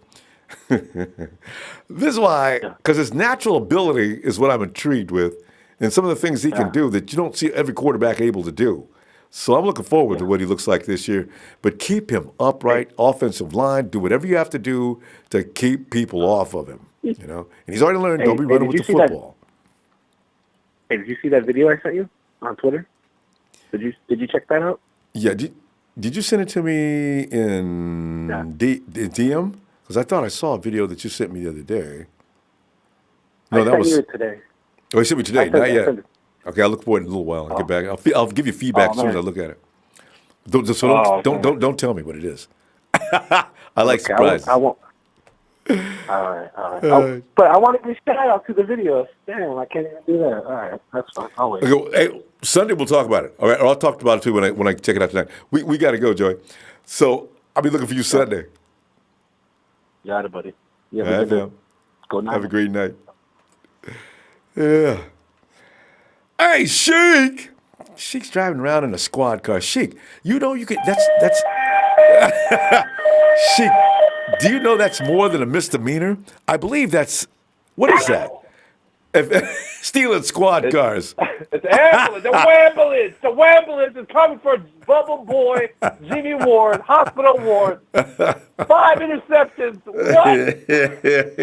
I can't believe Sheik's Give driving. it a break, Ronbo and Joey and whoever is in that bunch. He's driving around an ambulance to pick up my dude. Listen, Yo, you guys, got Razor in the car? I got my ambulance. I'm yeah, I trying know to you pick you guys up. This is brutal. You guys are not going to get a chance to laugh at my boy Ward. I'm telling you right now, he's going to be fantastic this year. So do not look for the accidents. It's not going to happen. Man, I'm going to go buy you guys a little bun. I've fallen. I can't get up. Let me go. Hey, listen, I'm telling you right now, Ward goes the first 5 games, and he's on his feet, and the 49ers are doing well, and he's going to be rolling, all right? So stop it. Rolling in his wheelchair. Yeah, you can say that, you know. Okay. Now I got to get quick lightning-like strikes. Hey, how about Akello? Yes, what are you feeling about him nowadays? Akello's coming in and getting ready to kick some butt. Is he going to kick some butt, or is Brett going to make him sit his butt down? Well, Vernet, he hasn't. You know, he's a good player. Don't get surprised. He will do good in this team. But Spoon, I think he has. I don't know what happened to him. He just needs to stop tripping with his feet. Change his shoes because he's, just getting crossed a lot. And I have faith in Spoon. Obviously he's from Sacramento. Shout out to all the Sacramento guys. But I think he has something to prove, Ronbo. And a lot of guys in this team are very hungry. Alexander, Sherman, Breda, hey, that's another guy. There's a lot of guys and a lot of hungry guys. Spoon is definitely going to make an impact. He has to make an impact. Because they're going to look at Joe Williams, Peta. These guys in 2017, they got let go. Everybody's job on the line. If they want to make that money, if they want to make money and, have a nice house, nice cars, step up. You left one out, You forgot about the some of those loose women. Yeah. Oh. those Jimmy G type of girlfriends. Oh yeah, please let them go. Please. God. Hey, come on, Jimmy. You know what though? I agree. The motivation is there. All they got to do is go out there and whatever they're worth, put it all on the line. This is why I like Akello out there busting butt already in OTAs. That tells me a lot right there. Akello is serious, and he's going to fight for what he thinks is his.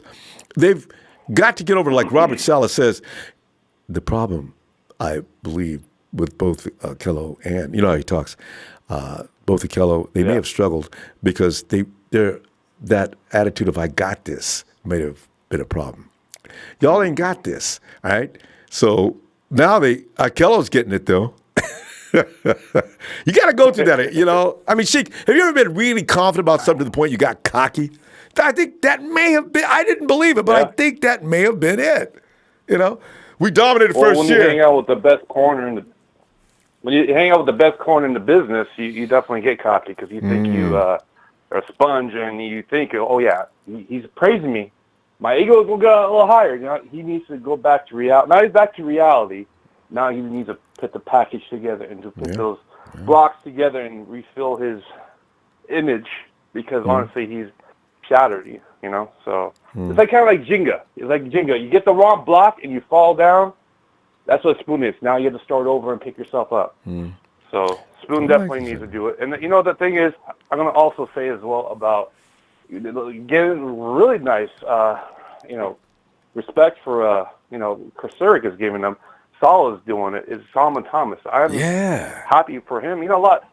So he's stepping up. His mindset is there. And his he's arms. showing it on practice. Yeah. Have you seen his arms? Solomon T is, that dude is huge. I'm looking. I'm sitting there holding the mic, and the arm is like flexed. And you look at all that girth and size. Solomon's been hitting the weights again like he did last year. Remember, he came into Camp Hughes last year, and then they tried to make him come off the edge. He lost a lot of weight, but Solomon says, "Listen, I'm eating, and I'm warming up at 325. Let's go." Solomon T. Yeah. Solomon's great, baby. You know, I know all the guys are Solomon. What? Yeah, I know, Chad. I know. Some of you guys don't like Solomon Thomas. Okay, train. But the thing is, Ronbo, he's here. He's, you know, everybody has fallen in their life, and you know, but you know, he's picking up pieces, and he's getting stronger with the foundation that he's working for, the suicide, all that stuff that he's doing. So he's doing amazing work right there. Now he's coming in and pressing the coaches, and he's hungry, man. And he's saying that he's definitely a really good player, and he's going to show it. That type of attitude is going to make a difference, and he knows. And put him on the inside where he can operate and do his best work. Because you know what? All the offense, all these number one first-round draft picks, these guys are operating from the inside. They're not outside rushers. So you take them out of the element and say, okay, I want you to go do this. Well, if they're not excellent, then put them back where they are excellent. And so now they can do that. So now we're going to get a real show. I got a feeling all three of those first-round draft picks are getting ready to light things up. Man. And I'm excited because, you know, another thing, too, Ronbo, is, you know, Kursuric, they've been praising him, saying he's the best in the business. Oh, he is with fun James to watch. Woods there and helping him out. Yeah, I love that guy. His aggression, his, you know, his passion of making these guys, you know, he even pointed out that I made, you know, Ziggy Ansah and Van de Bosch or something like that. He said those kind of names, and he could make these players even greater. And he, with this talent that he has in his hands, he's like in a, you know, his favorite toys all around because he's like, man, I have this guy in heaven, pretty much. Yeah. So the package with James Woods in there, and Salah, finally, those three attacks. And then I'm going to also say Lane Kiffin as well. Or Chris Kiffin, I'm sorry. Yeah. So, you know, it's going to be a different defense, and I think these guys putting their heads together and finding to stop these guys like these goofy Bears and the Lambs and Wilson, and then, you know, Murray. We got to stop, but you hit upon something there that's very people. You know, everybody talks about the offense being sophisticated and at a level where it's going to be really difficult to deal with. Understand that they're installing some interesting things on the defensive side too. We'll find out more about that a little later on. But that wide nine to begin with is going to be something special. We've not seen anybody. We haven't seen our team do that yet. We will though. So anyway, the youth movement in this team is very high, Ronbo, but. You know, shout out to Nighthawk Fan Club, shout out to Dre, shout out to TNT Connection, shout out to Kenny, shout out to Bashar, shout out to Jersey Joe, shout out to Ronbo. You love you. Shout out to McCarver, by the way, too, man. You know, love hearing that guy. Oh, yeah. And because of you, we all came together, brother. Ah. So, baseball, hit that like for Ronbo Sports, sub, share. And shout out to the next caller, man. Peace. Take care, thanks, Sheik, fam. See you Sunday. Right. And we roll on over to JT. Jay, you got your speaker up too loud. We can hear it. Yeah, you gotta mute that. JT? He should have heard his name by now, right? Oh, he's got another delay.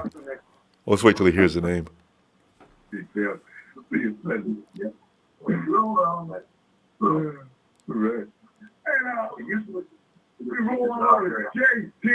Now you heard it. Pick up, JT. Now we can hear it. Yeah, you gotta mute that. Okay, JT he may have fallen asleep. Because I just heard the feedback. We just called him. Let's go to the next caller. Of course, here he comes. Well, it's a big show. It's a big show on tonight. Show. I've been Man, I'm gonna have to put Jersey Joe in timeout for being a little snitch on me. That is complete fake news. What I said. He left out a huge chunk of what we were talking about last night, but that's another topic for later. What's up, Ronbo? Well, show nothing, man. I mean, I'm inspired by Kello's attitude. I'm delighted to hear that Kwon is not going to be as long getting back. I was so worried he wasn't going to make it back for opening day. And as you know, Tevin Coleman has brought in news that I had never in my wildest imagination even thought about. But you needed to know about an offensive player that has played with Kyle Shanahan some time ago to know the difference between that playbook and this playbook. And I'm just, what? Really? Jeez. So it's just exciting stuff. I'm really excited to hear about Kwon Alexander, too. What solidified me of the Kwon Alexander signing was when Tampa Bay drafted his replacement in Devin White. That shows me that Kwon Alexander was worth that $13 million contract a year that we gave him. Because not only did they go to the same school, but they're equally the same good players they are at linebacker, you know. So I'm excited to hear that he's moving along further in his recovery from his torn ACL too. That's extremely good news because so far things have been looking great for us in OTAs and heading into training camp because the last 2 years have been just complete shit. Oh, God, to put it lightly, Ronbo. Yeah, and so to hear that he's going to be expected on the field sooner rather than later is extremely good news. Because I'm honest, I'm going to be honest with you. I wanted somebody who had potential in Reuben Foster's talent. Potentially, I think Reuben Foster had draft talent. He just or didn't just do it right. that's what you wanted. I mean, did you want to draft it, or did you want to get it like in the way we got it? That was okay with you? Either or. Right. Reuben had the talent, but he just wasn't. He wasn't listening to what people were telling him around him, like Patrick Willis, to change his tackling technique. He was always constantly getting hurt every single week, and he just didn't live up to his potential as bringing out the talent in him. And off Big the Show, field I issues just want to were ask you a question about that, though. Reuben was not, like you say, he's not an open book. Do you think, I don't know if Reuben, was he one of those guys that you probably couldn't tell him anything?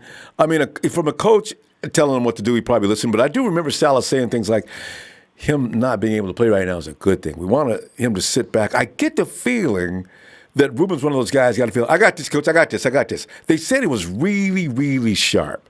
Now, that is a good thing, and it could be a bad thing. Now, this guy's really, really sharp, might not want to listen, and maybe thinks he knows everything. And now, currently, he's getting his knee up. That's where cockiness comes into play a lot, too. Like, you can be cocky all you want, but you have to back it up by performing on the field. You know what I mean? Like, Kwon Alexander is a perfect replacement for Reuben Foster, I think. And like I said, I'm just extremely happy he's progressed as far as he has, and as far as ACL recovery goes. And as far as the killer Witherspoon goes, Ronbo, he's got to step up this year. Well, otherwise, he knows. Jason, like he's one of 3 of the 2017 draft picks left that are on our team right now. And that was not a good year for us as far as drafting players goes. The best one that came out of that draft was George Kittle. Yeah. And he's on the other side of the ball. You know what I mean? Like, Akilo's got to step up. He's got to learn to turn his head to look where the ball is coming. You know what I mean? Like, I noticed that a lot with our corners last year, that none of them were turning their heads, which is beyond comprehension. Like, why would you not turn your head to see what the ball is coming at? You know what I mean? Like, that's what a corner I can tell you real quickly. Ball hawk corner. I can tell you really quickly what's going on with that. First of all, they're trying to pursue why Richard Sherman plays off. The NFL were doing that. I noticed a lot of corners in the NFL were doing that. They weren't even turning their heads. And that was the ref wasn't throwing the flag like he should have too, because they were not playing the ball; they were playing the player, and that's not the way you got to get away. Akello has got to learn, like a lot of people, you got to learn how. I didn't even say anything wrong. How to trail your guy down the field and keep your hand on him. Just touch. Yeah. You can tell he's going to go left. He's going to go right. If you lose contact with him, now take a look, but don't follow him down the field and waiting for him to make a reaction, because chances are he's going to know what you're doing. He's going to fake you out. My theory is I think that rule that took into place last year had the guys scared a lot of getting flagged, and one wrong move and then you get a 15-yard penalty for tackling a guy wrong. You know what I mean? Like, I think that's why they all followed their receivers downfield, because they wanted to make sure they were paying attention to their tackling whenever the receiver caught the ball, Could be. It was a helmet thing, wasn't it, that kicked in last year, or what was it? Yeah. Remember preseason they were experimenting? What was that rule? That was it. Helmet contact. You use the crown of your helmet on any part of the body, not even helmet to helmet. If you helmet a guy in the shoulder, the arm, you're going to get a flag. So, you're right. I forgot about that stupid rule. They didn't even enforce it all season long. I think that's what scared a lot of corners, that rule right there, and that's why Akello probably didn't do exactly what we want him to do and turn his head and look where the ball is going to be placed at, so you can stop it from getting into the receiver's hands. You know what I mean? So I give him a pass on that. You know what I mean? But now that we have our front seven taken care of, including our pass rush, he's got no excuses now. He has got to outperform everyone's expectations, and I think we won't be saying anything about Akello for a long time to come. And we may not have to, exactly, because as I say. And as far as this Jimmie Ward crap goes, oh my God! I don't know why it has to be. Why does it have to be labeled that? Go ahead. The man has been on the team for 5 effing years and has 2 interceptions in 5 years. He's been out most of the time. He's been on the IR more than any player that I can think of in the history in the NFL. He hasn't made an impact whatsoever on our defense. Eric Berry's been off the field longer. There's no hope in him. There's nothing left to hope for in Jimmie Ward. If he does ball out this year, it's because he knows his ass is on the line of staying in San Francisco. That's it. But I don't see that happening because Jason Brett we brought on, and Akello Witherspoon. Hey. I mean, don't make me show. Don't have to buy me an Akello Witherspoon jersey too. I mean, I'm already up on you on 2 jerseys now. One more quick point I want to bring up as far when it comes to Jalen Hurd. If you get too cute with a guy who's uncomfortable in a position he's not played in before, then the chances are you're more likely going to ruin his career. Yeah. And we are not going to be pushing him to tight end or a running back. We are strictly going to. That's a good point. And there's no need to be doing that anyway. So I agree. You can't do it on. Look, it happened to Solomon Thomas. We got key with him, and look what happened to his career. Eric Armstead. You try Eric Armstead. You tried him on the outside. You tried him on the inside. And the same thing goes for Jalen Hurd. You can't put him at tight end, a position he has never played in before. Kyle Shanahan even said in his presser that you have to see where his body is in a few years to be able to make that decision to put Jalen Hurd in the tight end position. Because and Jalen Hurd, there's a great breakdown of Jalen Hurd on why he chose to get out of the running back position, because he saw that running backs in the NFL longevity, their future in the NFL is only 3 years, basically. Yeah. They come after your legs, they chop your legs, they come after your legs, and he saw that. Yeah. And that's why he was desperate to get out of that position out of Tennessee. He wanted to play receiver in Tennessee, and they wouldn't let him. That's why he transferred over to Baylor, where he played a little bit of running back, yes, but he switched to a wide receiver the next year, and he balled out. And that's what we're going to stick him at. Well, that's where we're going to no doubt about that.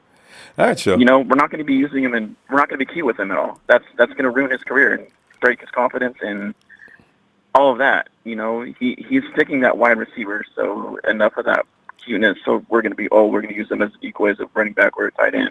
Well, that's not going to happen. You got to wait and see Kyle Shanahan. It may not be anything consistent, but he may do something that is unexpected on occasion. Our backfield is completely full already, and we just drafted King Smith.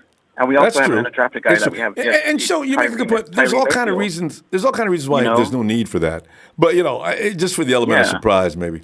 But we got to go, Show. Tell you what, I'll see you Sunday. Shout out to the TNT family, my brother Dre. I seriously, Ronbo, feel like a brother with the way that Will, Trey have adopted me into their family. Yeah. It's an honor, and shout out to my family. Shout out to the Hawk Fan Club, and shout out to Sheik, the freak whose crown I took away from being the freak. He knows what I'm talking about. And y'all have a good night. All right. Shout out to everyone. Good night, guys. Night. Hey, it's late on the East Coast, and all of a sudden there's Raymond. Raymond. What's up, Ronbo? Oh, Raymond, man, we're in here talking about a kilo, cutting up and coming out with an attitude, talking about Kwon Alexander is not going to be late. He will be on time this year. And Tevin Coleman running around telling everybody, y'all don't know, man. This ain't what we was doing in Atlanta. This is way ahead of what we was talking about. This is Kyle 2.0. I said, wow, this is interesting. Kevin wondering what's going on. So. Yeah, well, I'm all right with the 49ers right now. I just my concern is on the defense. I told you, Kyle Shanahan's job is secure. That's about it though, because he was putting up 30 with Mullins. He was putting up 30 with Beathard. You know what I'm saying? Well, now he put up 30 with Beathard. No, not Beathard. I mean, what's the other dude name? Jimmy? We had Mullins. We got Mullins and Jimmy. Jimmy Garoppolo, and there was another one he had playing too. I forgot. You ain't talking about Hoyer. They was all trash. Yeah, they was trash, and he putting up 30 with them. So the offense, I never had a problem with the offense. This is why I'm over here mind-boggled, Ronbo, right? I know that they just picked up Dante Johnson. You don't understand how much that just pissed me off. Camp meat, that's all. Because you know what? Yeah, they moved problem. Tarvarius Moore to safety, right? So they need somebody to fill up that spot. That's all. Right. I feel you on that. But you know what I keep thinking about, right? We drafted a punter with the 4th pick. If this punter not kicking coffin kicks every play, right, I'm going to be pissed off about that pick because we drafted 2 wide receivers back to back. And Greedy was right there. We could have got Greedy with this corner I keep talking about. Y'all so hyped up. I heard somebody talking about Verrett and he Pro Bowl this and Pro Bowl that, right? Mm-hmm. Man, that dude ain't even played the whole season. He like Jimmie Ward. He keep breaking down. I mean, he never even played the whole season, scary. Right? Yeah. I'm telling you, man. And Greedy was right there. They picked, and then I'm going and I'm counting the wide receivers we got. I could count 8 of them. We got 8 wide receivers right now. Mm-hmm. We did not need to draft 2 of them like that, man. I don't understand that. We could have. I mean, I'm not the general manager. They get paid big bread, but one of them receivers is not playing. We just got Jordan Matthews. We got Jordan. I can count them for you. We got Jordan Matthews, Kendrick Bourne. We got Dante Pettis. We got Richie James, Trent Taylor, Marquise Goodwin. We got what's the other one, Noah? Marquise Goodwin. We got well, how many? I'm missing 2 more. Oh, that's 4. That's 9. We got like 9 receivers on the team. They're not gonna play. Some of them gonna get cut. Some of them not gonna play. So why would you go Debo and then go Allen Hurns when you got Greedy right there? Obviously, we need a corner because you went and picked up Dante Johnson.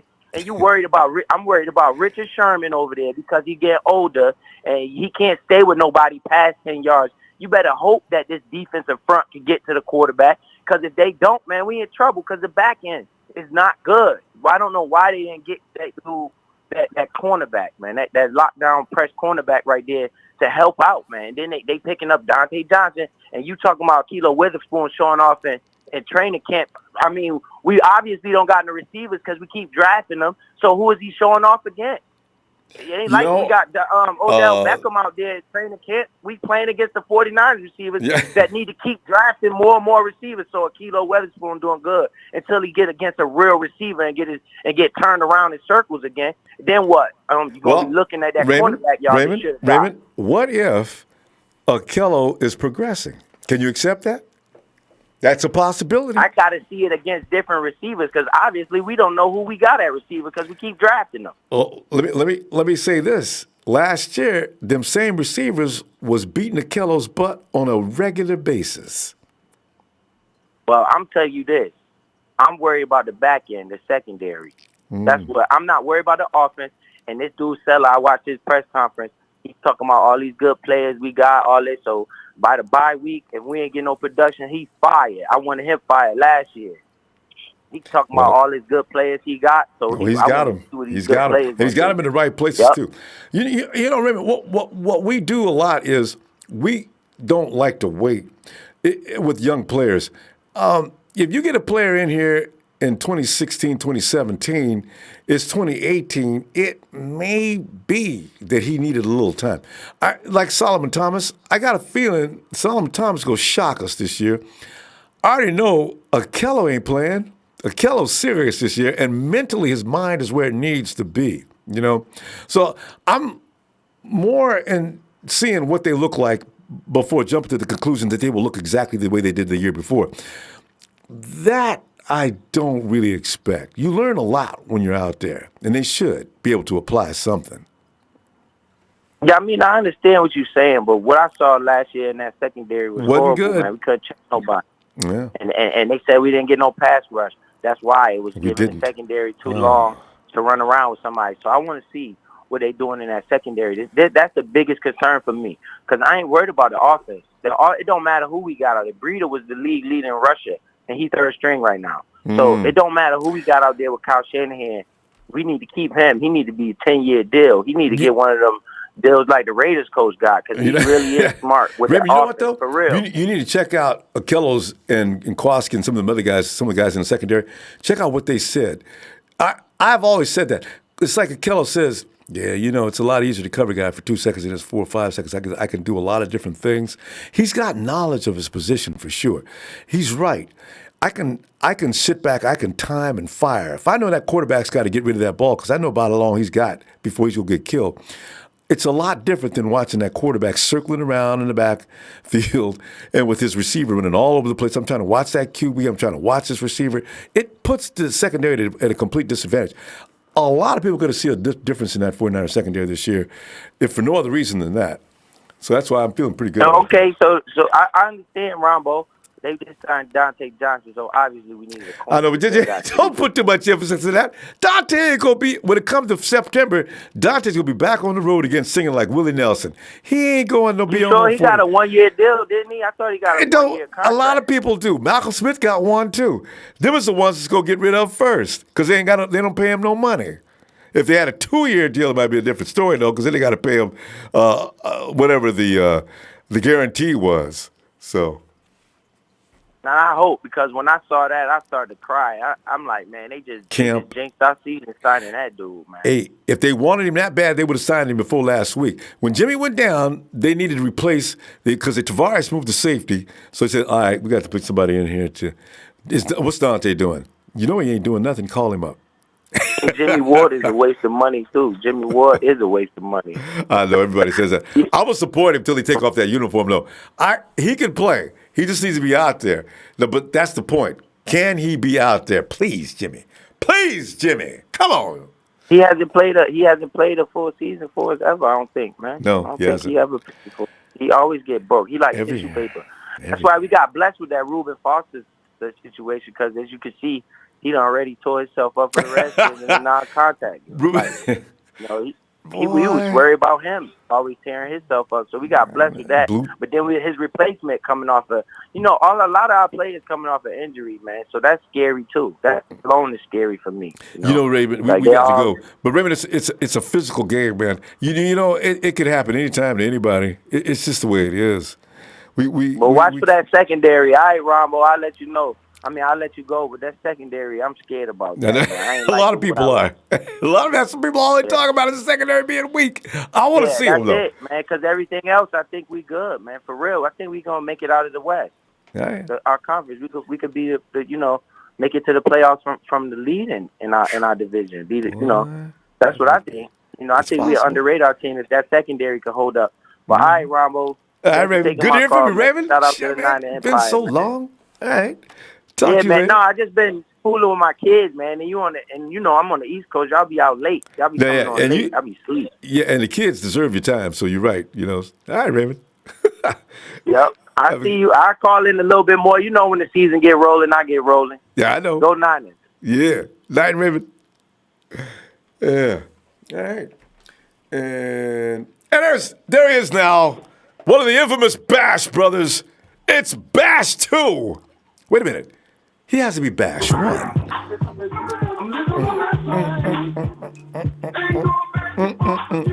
Bash. Hey. You guys are the tunes, man. Bash, when you get in there, it's getting late. Another one. And another one. And another one. This is DJ Bash. That's the name given to me by Sheik.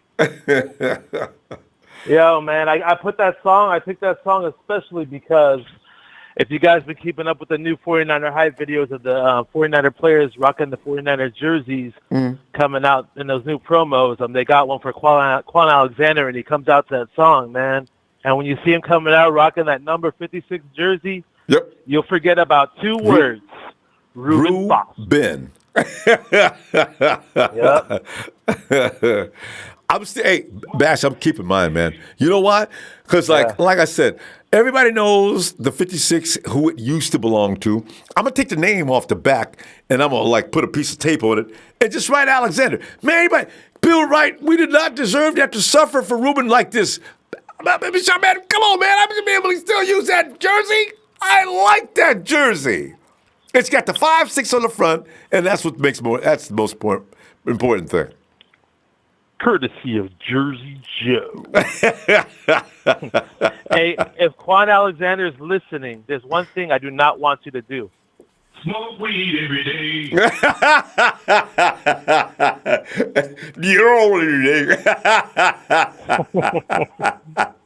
Hey, I came prepared today, baby. This is DJ Bash. Oh, God. Yeah, man. So, been watching some OTA clips here and there. I don't want to mention Solomon like everybody else, but really quick, that dude looks like if he fails at the 49ers or fails at the NFL, he might be able to enter some bodybuilding contest.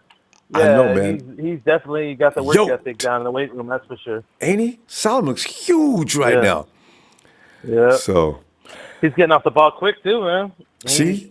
I think he's going to be ready, man. Everybody wants to sleep on him. Everybody wants to hate him because they think he sucks. But, well, I don't know. I wouldn't doubt that guy, man. I'm not going to doubt him just yet. Bash, you know what, though? Let's underline that for a second. Here's the thing. Players that have struggled down the last 2-3 years, some of these young players that have gone through hell with coaching changes, scheme changes, and all that other stuff. Why do we expect so much? Why do we condemn them so badly, and they've not been given an opportunity to actually showcase what they can really do? Why don't we look at the picture as a whole instead of just spotlighting that guy for failing? How about the coaching staff and their changing scheme? How about the switch in coaches every other year? This is what we had. How many coaches in 4 years? Didn't we have 3 or 4 coaches in 4 years? Change the scheme. Let's go back to when Tom Sula took over. Who was the guy? With the guy that Chip Kelly hates and fired him the next year. And then you got Jim Kelly was the worst coach of all time. And then we finally got. Was there another coach in there? That's 1, 2, 3. We had 3 coaches in 4 years. 5 years. Well, yeah, Tom Sula and Chip Kelly. Yeah. Yeah. So I'm talking about defensive coaches, right? They shift the coordinator. Oh, yeah. And you have Jeff Hafley, who you can now figure had a lot to do with that secondary. So I'm saying this year, I think, being in the same scheme 2 years, and having an improvement on coaches, I imagine they're still running the same concepts. I think we can expect something different instead of saying, he did this last year, he sucked last year. Well, would you wait a minute? Let's see what he looks like this year. No, that's what I'm thinking. I was talking to Coach, and he reminded me to watch the little interview with our new secondary coach, Woods. And Woods, I'm not going to spoil it too much for the fans, but you guys should watch it on the YouTube channel for the 49ers. Yeah, Woods said a lot of nice things about our secondary, and from the way I looked at it was, do I think our secondary sucks? No. But does Jimmie Ward always get hurt? Yeah. Bash is ready tonight. And I got a solution. I might have to run this by Joe Woods because everybody's complaining that, our DBs never turn their heads. They never turn their heads. They never turn their heads.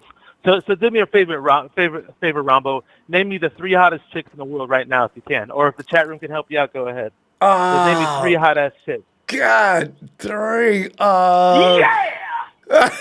Kim Kardashian, Scarlett Johansson, Gabrielle Union. What you gonna do?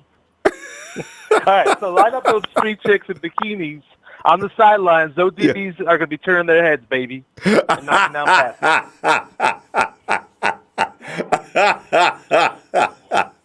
Brilliant plan, good brilliant plan, Bash. Just don't put Jimmie Ward's pro over there because we want them to turn their head back at some point. If they look over there and see those double X cups, the live will just keep watching. So, I'm going to close it out with this really quick, if anybody's waiting. I want to go back to the whole thing about us trying to go to Odell Beckham Jr. And a lot of Niner fans who are smart will agree with me. I am happy we did not get Odell Beckham Jr. Colin Cowherd, he made on a rant. That fool's only been in Cleveland for 3 days out of his 75-day tenure with the quote-unquote Cleveland Browns, dude. His coach is not happy. His coach is already talking shit about him to the media. I heard it. He's not hiding it.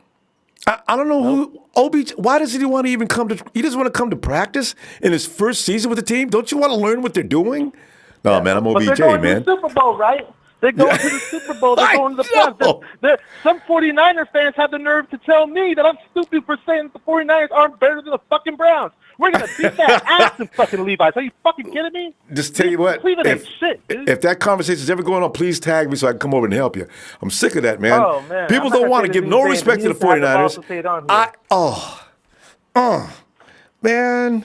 OBJ, you're right. He's just doing everything he can to piss people off. Why do you do that? Well, I hate divitude. I never really paid much attention to it until recently, but I'm starting to get annoyed. Man. He can keep wearing those dresses at a award show for all I care, man. It's just going to make them weaker. So let's just strange. You can't Before I go, Jimmy G, stay away. Oh, we lost Bash before he finished it up. He was getting ready to do the Tyler. Bash, we lost you. I tell you what, I'll see you Sunday. Salvador.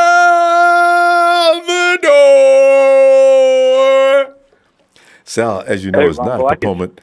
Go ahead. I can finish it for him. Yeah, go ahead. Jimmy G, stay away from the hose. You said it just like Tyler, too. What's up, Ronbo? How you doing tonight? Hey, Ronbo, really quick.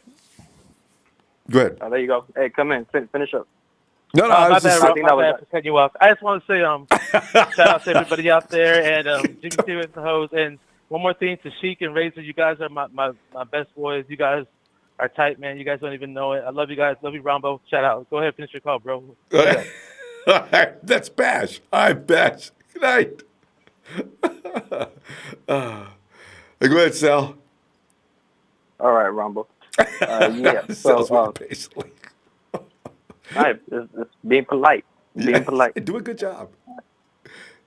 No, Ronbo, but man, what you want to talk about tonight? You want to talk about I was getting all excited about Akello. I didn't know what to expect from him this year, and coming into camp raging already. He ain't even going to wait till the pads get on.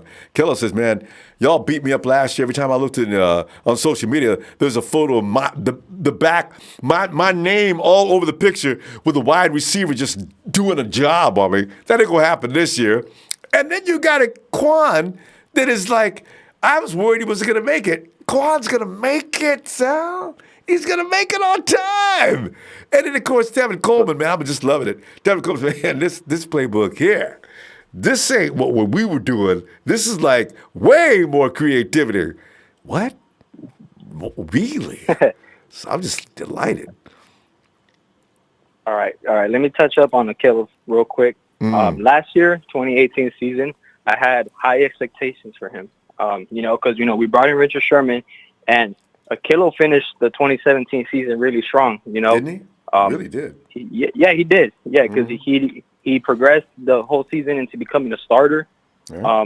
The last home game, I went to that game, the Jags game, he had a cool-ass interception. He was making like a special play, Ronbo. Like his interception, he was running, like trailing position, and this is the thing he did that year. He turned his head around, Ronbo. For no reason, he just turned his head around, and the ball was Perfect there. time. He picked it. Right. And in the 2018 season, every damn DB had a struggle being in position. It wasn't just a killer Witherspoon. Yeah, his thing was turning his head around. And with Kwon Williams, his thing was not being deep enough in his zones. A lot of times, since he's so short, he thinks he could just jump up and tip it. But if he was just a couple yards more back, he would have been in perfect position to jump up and tip the ball. But he just wasn't deep enough. Adrian Corbett, he was out of position many times, and that it was just miscommunications in the DB room. All of them, they were going to regroup and they're going to come back stronger this year. Joe Woods, he's going to to make a big difference. Yep, from Jeff Hafley. In that secondary room. Because I'm thinking Jeff Hafley had a lot to do with it. Definitely, dude. Dude, I don't know how that guy got a job as a defensive coordinator, Ronbo. I feel bad for Ohio State. You want to go be in the defensive coordinator? And dude, watch Ohio State this year. Let's see if we see some of the same things in Ohio State as we did this with the 49ers. We got to stay away from Ohio State products coming up. Let me tell you that. I know, right? Especially if they learn from Jeff. Yeah. Like, they had Graciano back a couple years ago. So, he was putting out good talent. But, man, that Jeff Hafley, I'm not too sold on him. Just terrible. So, but, like on Tevin Coleman, I'm excited about that, dude. Fun fact, 2017, I had Tevin Coleman and Jerick McKinnon on my fantasy football team, Ronbo. So I think that shit's pretty funny that two years later, they're on my team. Both, not just one, both. Yeah. Yeah, they're both on my team, so how happy can I be right now? You know what I'm saying? Speed City. Man, that's them dudes are going to tear some stuff up, Sal. They really are. And got Jimmy G orchestrating that offense. That's going to be some serious damage done, man. I'm telling you, I can't wait for this. Ronbo, I can't stress this enough. We're going to have a tough decision this season with the running back position because we have too many guys in that room, and these contracts are coming up. Not a lot of guys are talking about Matt Breida's contract. This is his contract year, and is it the really? Going rate right now for us. Is it already time? He was an undrafted free agent. They signed 3-year deals. Him, Kendrick Bourne. Another UDFA. I'm not sure. Yeah, I think we already signed Elijah Lee or something like that. We already dealt with him last year. So I think Elijah Lee's locked up for like 1 more year or something like that. But yeah, undrafted free agents, they signed 3-year deals. So like, I never paid that any attention. So it's kind of weird because, McKinnon, we already paid him a lot of money up front. He's gonna make like $4 million or something this year. His numbers go up next year. It's kind of weird. So he has a high chance of being cut next year. Yeah. And also you got to worry about DeForest Buckner if you're getting ready to go to that because that's the big contract right there. You're not even ready for Kittle. He's due the same year as Ronbo. He's due the same year as DeForest Buckner. I know. It's crazy, Ronbo. We had all this money last year, but damn, everybody's gonna get the piece of the cake down, and that's what I'm saying. Sal, we gotta win this year. When everybody keeps saying, well, we should have signed this dude, we should have signed that dude, we said, no, we shouldn't. No, yeah, because we got to save our money. to pay our we got to save our money to pay our guys first, and then because Expand out. say we do go to the playoffs and we're just one player away, we go in free agency and the draft and get that damn player. That's what's gonna happen. If we come up short, but if we go all the way, it's all good. We win all the way. Yeah. Because Butker's got to come back. Kittle's got to come back. There's no questioning that. There's no fooling around. They have to come back. So after that, they will come back. Yeah, they got to have the money to sign them. I hope Jimmy G stays healthy, Ronbo, because I was thinking about it. How did Carson Wentz not come back healthy from his injury? Why did he have problems last year as well? Did he get re-hurt? Was it back? Never... Something was wrong with his. There wasn't a leg issue. Something went out in his back, as I remember, right? I know he messed up his knee in that Rams game. That was his injury. No, but that was his ACL year, right? Yeah. So, okay, last so he year. Came back healthy then. Yeah, but something went wrong with his back, as I remember last year. I was just thinking. I was like, man, I wonder if Jimmy G is coming back a little bit too soon. Because, we got those two quarterbacks in camp, and, like... But that's been a complete year, though. I mean, it'll be almost a complete year when he comes back. Well, I mean, right now... Yeah. I know he's ready. What do you think is a good time? How much time would you keep him out, kid? Just until the training camp started. Like, maybe we should have just chilled on these... Not chilled on these OTAs, because, these reps are very valuable. But, it's just in the back of my head. I'm like, damn, what if that knee's not really healthy? What if, Well, doctors, when you get paid that much, some doctors are definitely not going to lie to nobody, as they could lose their job. So if Jimmy ain't ready, they'll tell him. Yeah, but I believe in our front office 100%. I've always been faithful to them, and the good things are in front of us, Ronbo. I believe it. I think so. I really do. Yeah. Luck is going to get. That's the biggest thing, Sal. Will good luck finally find us and stay with us at least a few minutes for a change? Stop letting guys get hurt so easily. And everybody blames Ward, but Ward was the only guy in the IR last year. We had enough people to fill up a hospital last year for the second year in a row. So, these things have got to stop. We can't win like that. As soon as the injuries slow down, Ronbo, the W's will start coming in. Easily. They will. Because, everybody says that Kyle Shanahan, he puts his offense, it's a masterpiece. He could put anybody in there. He'll still put up 20 points, 25 points, 30 points. You know what I'm saying? Well, Sal, I agree. So we're going to go. Let me see you Sunday, will you? All right, Ronbo, you take care. Good night, man. Ronbo. You too. Thank you for coming on. Thank you for everything you do. Thank you for coming on tonight. Thanks. Shout out to the faithful. My pleasure. Everybody take care. Yeah. All right. Night. Good night. All right. Mr. Instigator says, not feeling well. Catch you later tonight. See, and you know why, Justin? Because you have been the ringleader for saying bad things about Jimmie Ward. I'm sorry, Justin. We'll get to next Sunday, though. We'll get to Sunday. And do what you do, 88. What's up? Vancouver, Washington in the house. What's up? Do what you do. Jay Anderson says, Reppin' 804, Richmond, VA. Niners all the way. I like to see what he did there with that. I like that. And Kelvin Brown says, Akello, Mosey, Kevin Johnson Club, Nouveau. Hey, is somebody Nouveau Oak Park? Nouveau Oak Park, stand up. Kelvin. Dale Hicks, Jimmie Ward, daddy should have wore Jimmie Ward, daddy should have wore a Jimmy hat. Problem would be solved. You mean a hard hat? I'm not sure. Hey, JT.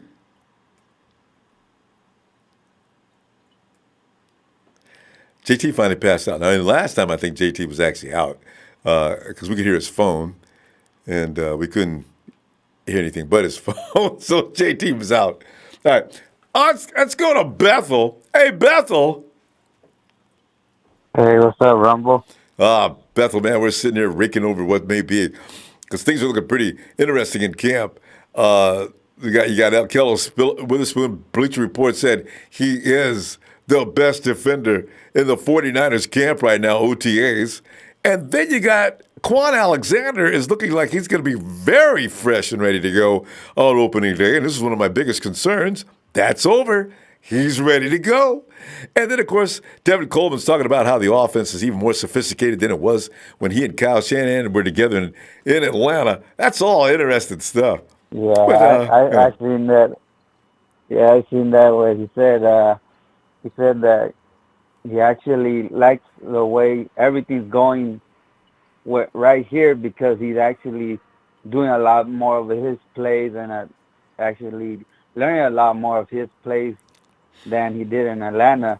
And then I remember it was funny because he said, who's a better quarterback to you, him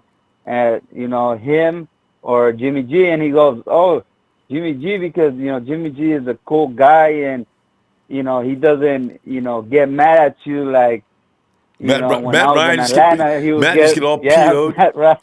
Yeah. So I thought that was kind of funny to hear about him. Yeah. We're going to see. Jimmy, I think he is a cool guy. I can't imagine him blowing up at any of the guys on the sideline. And he had a right to blow up on a couple of guys last year. Kendrick Bourne running that route wrong. I could see he was mad, but he didn't say anything. And, one of the things that, I remember a long time ago, and it was kind of funny of hearing, Steve Young say this, but I remember Steve Young said it, that the coach asked him, like, hey, why you didn't throw it to, Jerry Rice? He was straight out open. So, like, because I didn't see him. He's all like, he's been open a couple of times, but you don't throw it to him. All right, next time I look to you, you point, and he's open, I'll throw it to him. And I'm all like, how is he going to throw the ball and not see him but know where to throw the ball? I'm all like, that's what you see a good quarterback is, a really good quarterback is. And I remember Jimmy G would throw the ball where he knows that the receiver should be. So, it's like the same mentality that, Steve Young had where, he expects your receiver to be there. Yeah. So, because remember, Jimmy and Marquise Goodwin had that rapport down. Remember, no matter what, Jimmy be looking around. If option one was gone, he'd always go to Keese. And that's why Keese had that great year. Because, there was no defender who could actually stay with Keese at that speed. If Jimmy's got time to throw, Keese is going to lose whoever's on him, right? And Jimmy knew it, too. That's why this is going to be a very interesting year. Deebo Samuel, I understand, is very good out there already. So, we'll see how this goes. And then now it's and then our running back, two of McKinney and him. McKinnon. I heard that they're real good friends, that they know each other already. So McKinnon and Tevin. Yeah. Yeah. Yeah. So that's actually kind of good to see because then really good. When you have friends right there, to back you up whenever you need somebody there. Exactly. Yeah, not rivals. You have a better, running team because you're not trying to outdo the other guy. You're trying to make your team a lot better than, trying to get your teammates mad. So that's or beat him out. Constantly trying to beat him out. Or beat him. Yeah. So I see our offense and our defense, is getting there. Hopefully, everything goes good, and we have a good year. And, like they say, sometimes, you don't know what their plan is. You don't know what they're up to. Mm-hmm. But, hopefully it works out and, move on and see what happens. Tell you, and you know how good how good both teams are going to be this year, Bethel. You got an offense that's like going to be crazy, and you got a defense now that doesn't look anything like it has looked for the past 3 years. So that means your offense is going to be challenged on a daily basis. The defense is definitely going to be challenged on a daily basis. And, I mean, this is going to be really interesting how these guys are going to sharpen each other up. This is why I already know the 49ers are going to beat people up. 49ers, their best competition is going to be in practice every day. Yeah. I mean, the worst competition is going to face is each other. Woo! Yeah, because I was watching interview where the guy said, he said that, that last year, he didn't have that much competition, but this year he has more competition, so that is gonna make him trying to be better football player and trying to, game for that, number one spot. Not gonna be like last year where you got, handed to you. Yeah. So, And it was that easy. defense is gonna try to step up Can you and, imagine? try to do better. So, we'll see what happens. Oh, I can't. And then plus a lot of our defense guys, we did get some takeaways, but because we got flagged, some of them, we ended up not getting them because of the flags. But hopefully, they learn, not to, give up those flags. And that's a real painful easy. part of the game. You got to work around Yeah. those. I know. They'll do it. Yeah, but like always, Rumble, good show. I've been busy, but I've always been listening. I've seen all that drama, but, you keep the show, good. So, Oh yeah, we always have a little bit of drama in the off season. It just gets that way. All right, Bethel. That's why everybody loves your show, Ronbo. Well, shucks, I don't know if everybody does. There's a Texas fan in here that I definitely know he does. He's in here every time. Hey, Bethel, we'll be back Sunday if you get some time. See you then, huh? All right, no problem, Rumbo. Like always, keep up the good work. Thanks, fam. And, hopefully hopefully I could go into some, some games because I've been seeing some of the tickets are getting kind of pricey on some of the games. As soon as they got to pay Jimmy, and they got to, they got to get ready to play DeForest Buckner. We got all stars now, so you got to ready to pay a little more now. So, all right. Yeah. Oh yeah, and I seen the caller, the one that was before me. He said about Matt Breida. I remember before we let go of our, running back, Matt Breida actually, they had a contract with him, a exclusivity contract, where if another team talks to him, they could match the price. I remember Breida? that year that we let go of, Carlos? No. Yeah, Carlos Hyde. Was that the same year? Okay. Yeah, that was the same year. Yeah, that's forget what the name of that status is, but yeah, if somebody matches, yeah, they can do that. But you got to keep, the 49ers can say, wait, okay, we'll give you what do you want, and then to pay, and then to get them back. But yeah, you're right. Yeah. All right, Bethel, I'll see you Sunday. Have a good night. Thanks, fam. See you Sunday. Yeah. Good night. Good night. And Isaac Page, what's more likely, Jimmy G is comeback player of the year or Kwon makes the Pro Bowl? Man, that's a tough one. If you got to choose between the two, because it's possible for both of those to take place.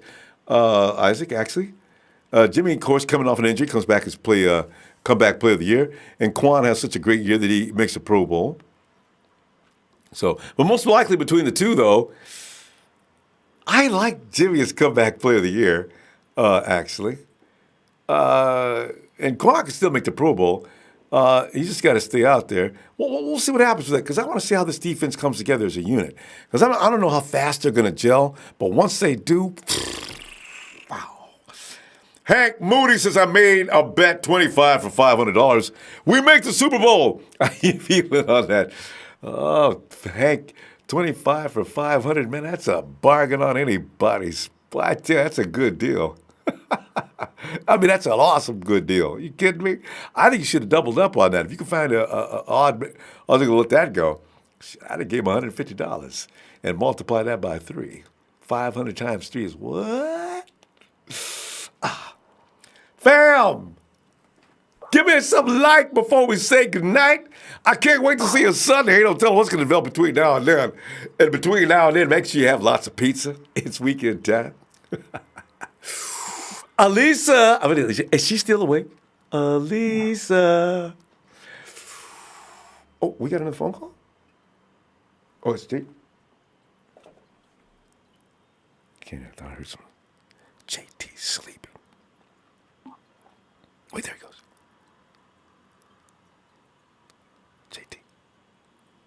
JT. JT's out. Hit that like. I don't want to get too loud. You wake JT up.